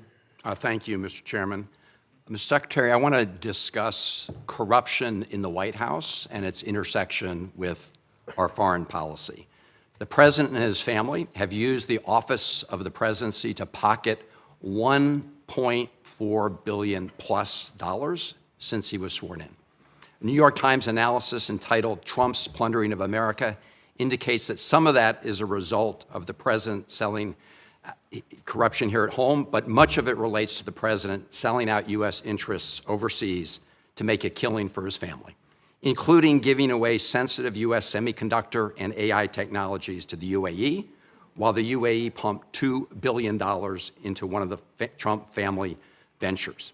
And then there are all the other Trump deals that are intertwined with tariff or foreign policy matters. Golf courses in Saudi Arabia and Vietnam, Trump hotels and office buildings in other countries. And of course, there's the $400 million jet from Qatar. The list goes on and on. By any measure, this is the most corrupt administration in American history. We also see the president wielding U.S. power overseas in a way that advances the interests of his billionaire buddies at the expense of American interests. It was Ron Lauder, who has business ventures in Greenland, who reportedly first put the idea of grabbing Greenland into President Trump's mind. And in the case of Venezuela, President Trump has said he talked to oil executives about toppling Maduro and going into Venezuela before anyone in Congress knew. We know that in President Trump's mind, deposing Maduro was not about stopping the flow of fentanyl or drugs in the United States. He cut the budget for DEA. He pardoned the former Honduran president convicted of drug running. And the new president, Delcy Rodriguez, has herself been long suspected by DEA of being involved in drug smuggling. She's also a longtime hardened communist leader, So this operation certainly was not about bringing more freedom and democracy to Venezuela. In fact, the president told us what it was all about at his big press conference after seizing Maduro. The president said it was about oil, oil, oil. He used the word oil 19 times, never mentioned democracy or freedom or human rights. And so the pattern of corruption is clear. Now, President Trump has said publicly that he had communications with folks from the oil industry about going into Venezuela before anyone here in Congress was notified. Mr. Secretary, simple yes or no question. Were you with President Trump during any of those conversations he had with people with oil interests in Venezuela about the possibility of deposing Maduro? That's not a simple yes or no question, but I can answer it quickly, and that is the president always elicits opinions from all sorts of people, including, for example, Chevron has an active license in Venezuela. They operate in Venezuela. They've been doing so even when the sanctions were in place. So of course you would ask Chevron, what is your opinion of Delcy Rodriguez? What are your opinion of their economy and of their prospect? But the notion that somehow the president authorized this challenge at the urging of oil executives is absurd. That never happened. Mr. Secretary, I'm asking whether you were with the president. That never happened. I couldn't be with him because it never happened. The oil executives were not involved whatsoever in any of the planning on this matter. None. Did the president, as he said publicly, inform them about the U.S. operations? I think all of those executives learned about this operation the same time everybody else did. Well, President Trump has said the opposite in public. No. Yes, he has. I mean, he said it. I think it was aboard Air Force One on an airplane. It's on public record. You can take a look. Look, Paul Singer, who you know, gave $8 million toward Trump's 2024 campaign. Conveniently, through his hedge fund, he's acquired Citgo out of bankruptcy, which is suddenly very, very valuable. Did you or President Trump have any communications with Paul Singer about Venezuelan oil in the months leading up to the military action in Venezuela? I can tell you I did not, and I would be very surprised what the president did in that regard. And in fact, that Singer position that you've outlined, which is not just him but other creditors, was actually was blocked. We don't want to see. It's one of the reasons why we had to do this account in a third country in the interim, is because we don't want it to be something that's picked apart by creditors. I appreciate that, and we'll monitor it carefully. There's also Vitol. They've been given a license for Venezuelan oil worth about $250 million. Vitol's senior partner, John Addison, gave $6 million to the Trump-aligned PACs in the last cycle. And the list goes on, Mr. Secretary. And I have to say that when you have the President of the United States himself, after taking Maduro, get up and say this was about oil, oil, oil, it does make all of us ask the question whether he put men and women in the U.S. military at risk simply so he could grab that oil. Well, that oil, yeah, and I don't know if you were here. I think you were here the whole hearing. I don't think you had left. Number one, the only reason why we use Trafficking and Vitol is simply because in the short term, we had to move 50 million barrels of oil that were stuck. And Venezuela needed to turn that into cash so that they wouldn't have systemic collapse. And the fastest way to do it in the short term is for the traders to do it because that's in the business that they're in. That is not the permanent structure. The permanent structure we want to see is a normal oil industry where it's sold directly. You know, companies have licenses down there, they have an arrangement to pay royalties, and they move the oil directly to their refineries or sell it in the global market, not through middlemen. Yeah. The only reason why they were used in this instance is because we had an acute short-term problem, which is how do we provide funding from their own revenue, not ours, to keep their government afloat. So in essence, we allowed Venezuela to use their own oil to generate revenue to pay teachers and firefighters and police officers and keep the function of government operating so we didn't have systemic collapse. But that system with those traders, that is not the long-term plan here at all. My only point, Mr. Secretary, is those folks who gave a lot of money to the Trump campaign have done very well as a result of what's happened. Thank you. Thank you. Senator Daines. Secretary Rubio, good to have you up here. I just returned from India, had a chance to visit with leadership there, as well as spend time with our new ambassador, Sergio Gore. He's off to a great start, and very profitable visit. Hope to debrief in it soon, if I might. By the way, I think if we were to pick an MVP of the West Wing, Secretary Rubio, my vote's for Marco Rubio. So we have a lot of MVPs, don't we? I know you do. I know you do. But we get a vote on one. I think you've done a great job with this first year. Very proud to claim my former colleague and now our Secretary of State. Secretary Rubio, as you've noted, there are numerous reasons and good reasons why the U.S. is the arbiter of Venezuelan petroleum sales. With the new export sales framework, the Venezuelan government is now looking to other options to reimburse some of our adversaries, Iran, Russia, as well as Iran's proxies, to include petroleum byproducts, which contain valuable minerals and so forth, flexicoke. Has the administration considered expanding the export controls to additional petroleum byproducts? Well, I'm sure we would, except that I can tell you a couple things that are happening. They have, in essence, represented to us, and we have seen in action in the work that they're doing directly with Secretary Wright, who's handling this portfolio on a daily basis. He has a deep historic and career knowledge of this field, is that on all of these things regarding natural resources, their preference and their partner of choice moving forward will be the United States and Western companies. That's what they intend to do. As a point of example, and I said this earlier in the hearing, you may not have been here, today they used to get 100% of their diluent. They have very heavy crude, and so it has to be mixed with light crude in order to make it, refinable and movable. And they were getting 100% of it from Russia, primarily because of sanctions. They prefer to have ours. Why? Number one, it's closer. Number two, it's higher quality. Today, 100% of that diluent is coming from the United States. They were involved in a very complex gold market in which they were mining for gold and silver, and it was being exported almost entirely through Turkey. And we believe the Iranians were using that as a laundering operation for themselves ultimately as well, potentially. And certainly we know that they had an interest in the oil industry as well. We are on the verge of a process in which that will be sold through U.S. markets in a legitimate way that won't go to finance and support. I think we'd like to apply that model to various things. But the end goal in all of this is, number one, not to spend any American money, and number two, for Venezuela to have a normal, legitimate economy that's not benefiting cronies, that's not benefiting corruption, and is not benefiting our geopolitical adversaries. So far, the interim authorities have expressed a desire to cooperate with us on all of these fronts. You identify an area you want to work with, they say yes, and we're making progress on all of it. We've faced no impediments to date in regards to expanding that relationship. Yeah, thanks, Secretary Rubio, thank you. And maybe we'll talk with Secretary Wright. We think there may be some workarounds in terms of what's happening there with some of these petroleum byproducts, what's called flexicoke, has vanadium in it, and something we could talk with Secretary Wright, which absolutely would be something they're trading right now to our adversaries like Iran, Iranian proxies, as well as the Russians. But thank you, and we're off to a great start, as you say. We're playing a long game here, and you're playing it very, very well. I want to pivot now to EU energy. I chair the subcommittee here in this committee for Europe. Next, we're going to have a hearing. We're looking about having a conversation on EU regulations that are hindering energy security, that's benefiting now, of course, the Russians and hindering the development of alternative supply chains. Mr. Secretary, here's my question. As Russia continues its war in Ukraine, how important is it for Europe to develop a pro-energy posture to ensure they have energy security? Well, I would argue that one of the reasons why we have a war in Ukraine is because Russia thought they could get away with it because of how dependent Europe was on them for energy.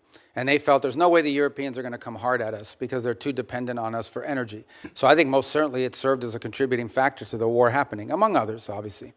The second point is the point the President's repeatedly made. We love Europe. We want Europe to be strong. We share a lot of common bonds, both through history and culture and also through our alliances. And part of our concerns is that Europe is becoming increasingly vulnerable when it comes to their energy supplies.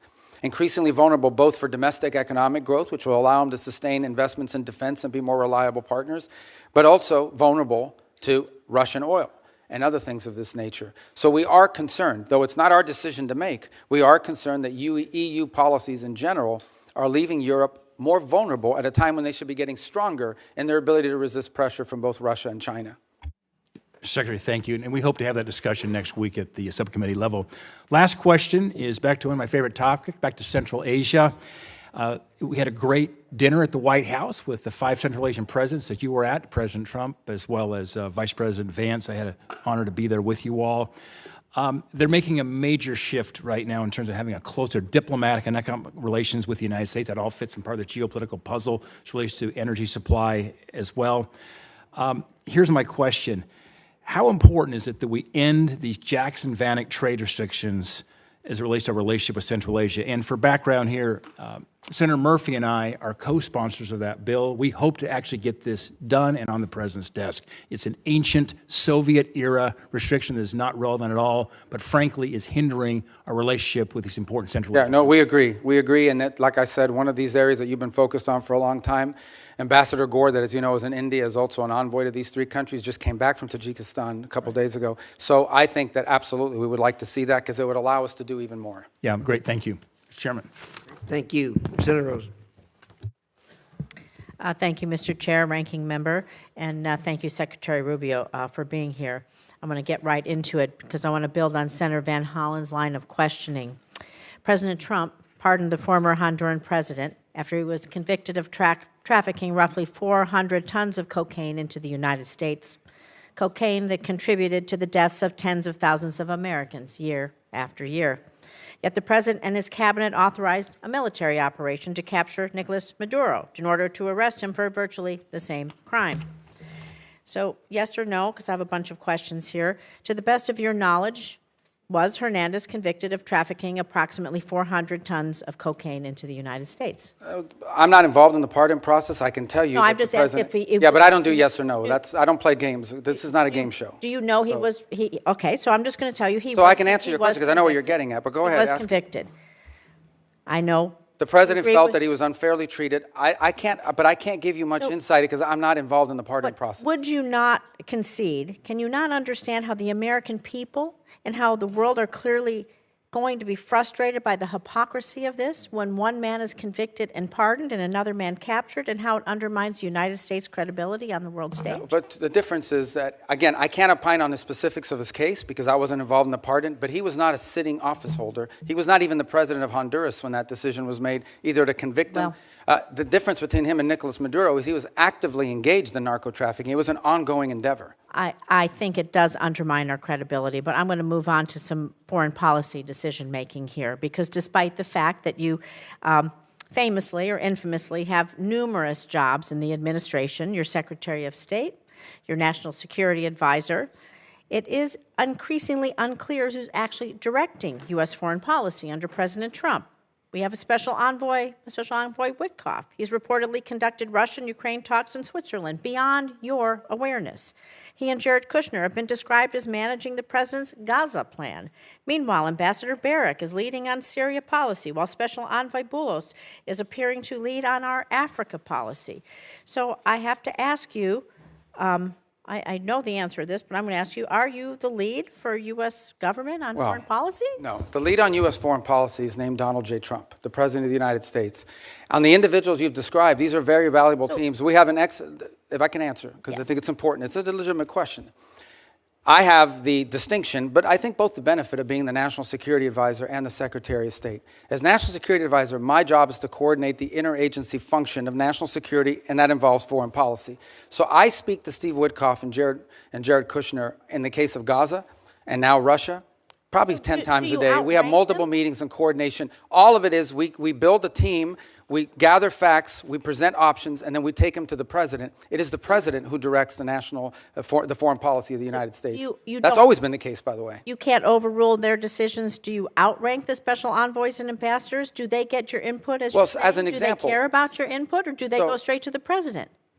There's no time in which the president is presented an option by one of us at the exemption of everybody else. It depends on the portfolio. But in every one of these portfolios, we have a team approach to this, which is the way the system is supposed to work. It's not the way it's always worked. You have had in the past tensions between the National Security Council that became operational and the Department of State. In this particular case, there's not much conflict between the two because it's the same person. And we basically, what we basically try to do in every one of these unique missions is we create a consensus team around it, and then we present the president options together. It's the president's decision, nobody else's. There's no overruling here. The president makes the decision. Our job is to present him options. Shouldn't they report to you? Shouldn't there be a line of command and a line of transparency? They report to me every day. Where does the buck stop? But they report to me every day in terms of keeping me apprised of what's happening. I give advice. I give, in some cases, direction. They involved heavily. For example, the special envoys rely almost exclusively on State Department personnel to assist them in all of their efforts. For example, on the Board of Peace, we help them position the entire gathering last week and all of the work that's going to happen now. On every one of these issues, it's not linear. No single individual other than the president has the ability to dictate our foreign policy. Our job is to come to a consensus view on the best way forward. Where there are disputes, those are presented to the president, and he makes the decision. Let's talk about the Board of Peace then, because all treaties and statutes have to be approved by Congress, and the president is starting a new Board of Peace, and we would need that authority. The authority for the filing stems from the International Organizations Immunities Act,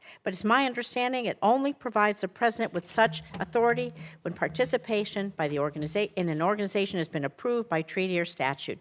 Treaties and statutes must be approved by Congress, so when will the administration be requesting Congress pass legislation to authorize the president to extend this benefits to the Board of Peace, creating the Board of Peace, and when will it be sent? Well, actually, the Board of Peace was chartered and set up by the UN Security Council through a vote of the UN Security Council as to deliberation. So it's an international organism recognized by the Security Council of the United Nations, which is something I think many of you should be supportive of, the fact that we're doing it. The president is claiming his authority is from the International Organizations Immunities Act, and this law only provides the president authority when U.S. participation has been approved by treaty or statute. I know my time is up. Please consider working with us to do these things. You know what it is to be a senator. You know what that collaboration and cooperation mean. And I think that all of us expect that respect from you and would really appreciate it. Thank you. Thank you, Senator Rosen. Secretary, you've been very generous with your time. We have just a few comments to wind up here. Senator Shaheen. Yes, I agree. Thank you. I hope that you will come more often before this committee. But I just wanted to clarify a couple of things. One is that under the CASE Act, the State Department is required, as are other agencies, to give documents like the one that Senator Schatz was raising for the agreement between Venezuela and the U.S. to this committee. We have not yet received it, so I hope that we will see it in the near future. The other thing, with respect to the exchange between you and Senator Rosen, I can tell you that we have, as the minority staff, requested on multiple occasions updates from the State Department on the special envoy's negotiations on the Ukraine war with Russia, and we have been denied access to any of that information. I would hope that, number one, that would be available, because I think everybody's interested in trying to support efforts to end this war in Ukraine. This should not be an adversarial position. And number two, I would also hope that, like Senator Curtis, that you would be willing to have someone from state come before the committee. We have not had a hearing on negotiations over the war in Ukraine since I've been on this committee since the president took office. And so I hope you will make that commitment to have state come and be part of a hearing on the war in Ukraine and the negotiations there. Yeah, and we would love to do that, and I'll make sure that happens. And I will tell you, I can give you a brief update. I know it's late, but I don't mind. I mean, we can continue to talk about this a little bit because it's important. It's a very fluid situation, unfortunately. I mean, as you know, it's moving very quickly. My sense of it is that for the most part, I discussed the security guarantees piece, which was part of a meeting and efforts that took place in the early part of this year. I think the one remaining item remains the one you're all familiar with, and that is a territorial claim on Donetsk in particular. And I know there's active work going to try to see if both sides' views on that can't be reconciled. It's still a bridge we haven't crossed. It's still a gap, but at least we've been able to narrow down the issue set to one central one. And it will probably be a very difficult one, but nonetheless, it's one that work is going on. There was a meeting late last week in the UAE, which I think for the first time in many years, was trilateral, involved the U.S. presence. Jared was there and Steve Witkoff were there, along with representatives of Russia and Ukraine. They were going to follow up talks again this week in that regard, bilateral. There might be a U.S. presence, but it won't be Steve and Jared. And we continue to try to move that forward. I want to speak in frankness with you. Some of this stuff that's being talked about, it's easier for the parties engaged to find flexibility on some of these matters if they're not being deliberated in the public on a constant basis, because it creates political pressures internally on both sides. As you can imagine in Ukraine, the notion that you would even consider a change in land and after all that's gone in the war it's difficult. And in the case of Russia, they've been telling their people for 2.5 years that they're winning this war overwhelmingly. So people are going to wonder, why are we giving up land if we're winning so strongly? So there's some dynamics there at play that are important. But I think if you need more information on that, we'll provide it. Just know that this has been so fluid that an update like the one I just gave you could be outdated in 72 hours if some new development occurs. But your point is taken, and we'll be responsive to that. I appreciate that. I think the other point of a hearing is it gives people a chance to ask questions that we're hearing, as you know, from our constituents, from other people, and try and get answers. And I appreciate that it's a changing dynamic and that that's always going to be the case, and that there are issues on both in Ukraine and in Russia with respect to what comes out in public. But given the amount of money that the United States has put into supporting this effort, given the support among the American people, and given the support in Congress, it seems to me that we owe people the ability to have a public hearing and to ask questions. Thank you. Thank you. I appreciate that. Secretary Rubio, I don't answer this question if you don't feel it's appropriate, but did I understand you to say that the portion of the discussions regarding settlement in Ukraine, regarding security for Ukraine, are essentially agreed to by both sides? Because that's news to me, and it's a big news item if that's a fact. Well, I think you could argue they're agreed to from our side of the equation. There's obviously a Russian dynamic at play here, and of course, any security guarantees would come into play after the conflict were to end. Of course.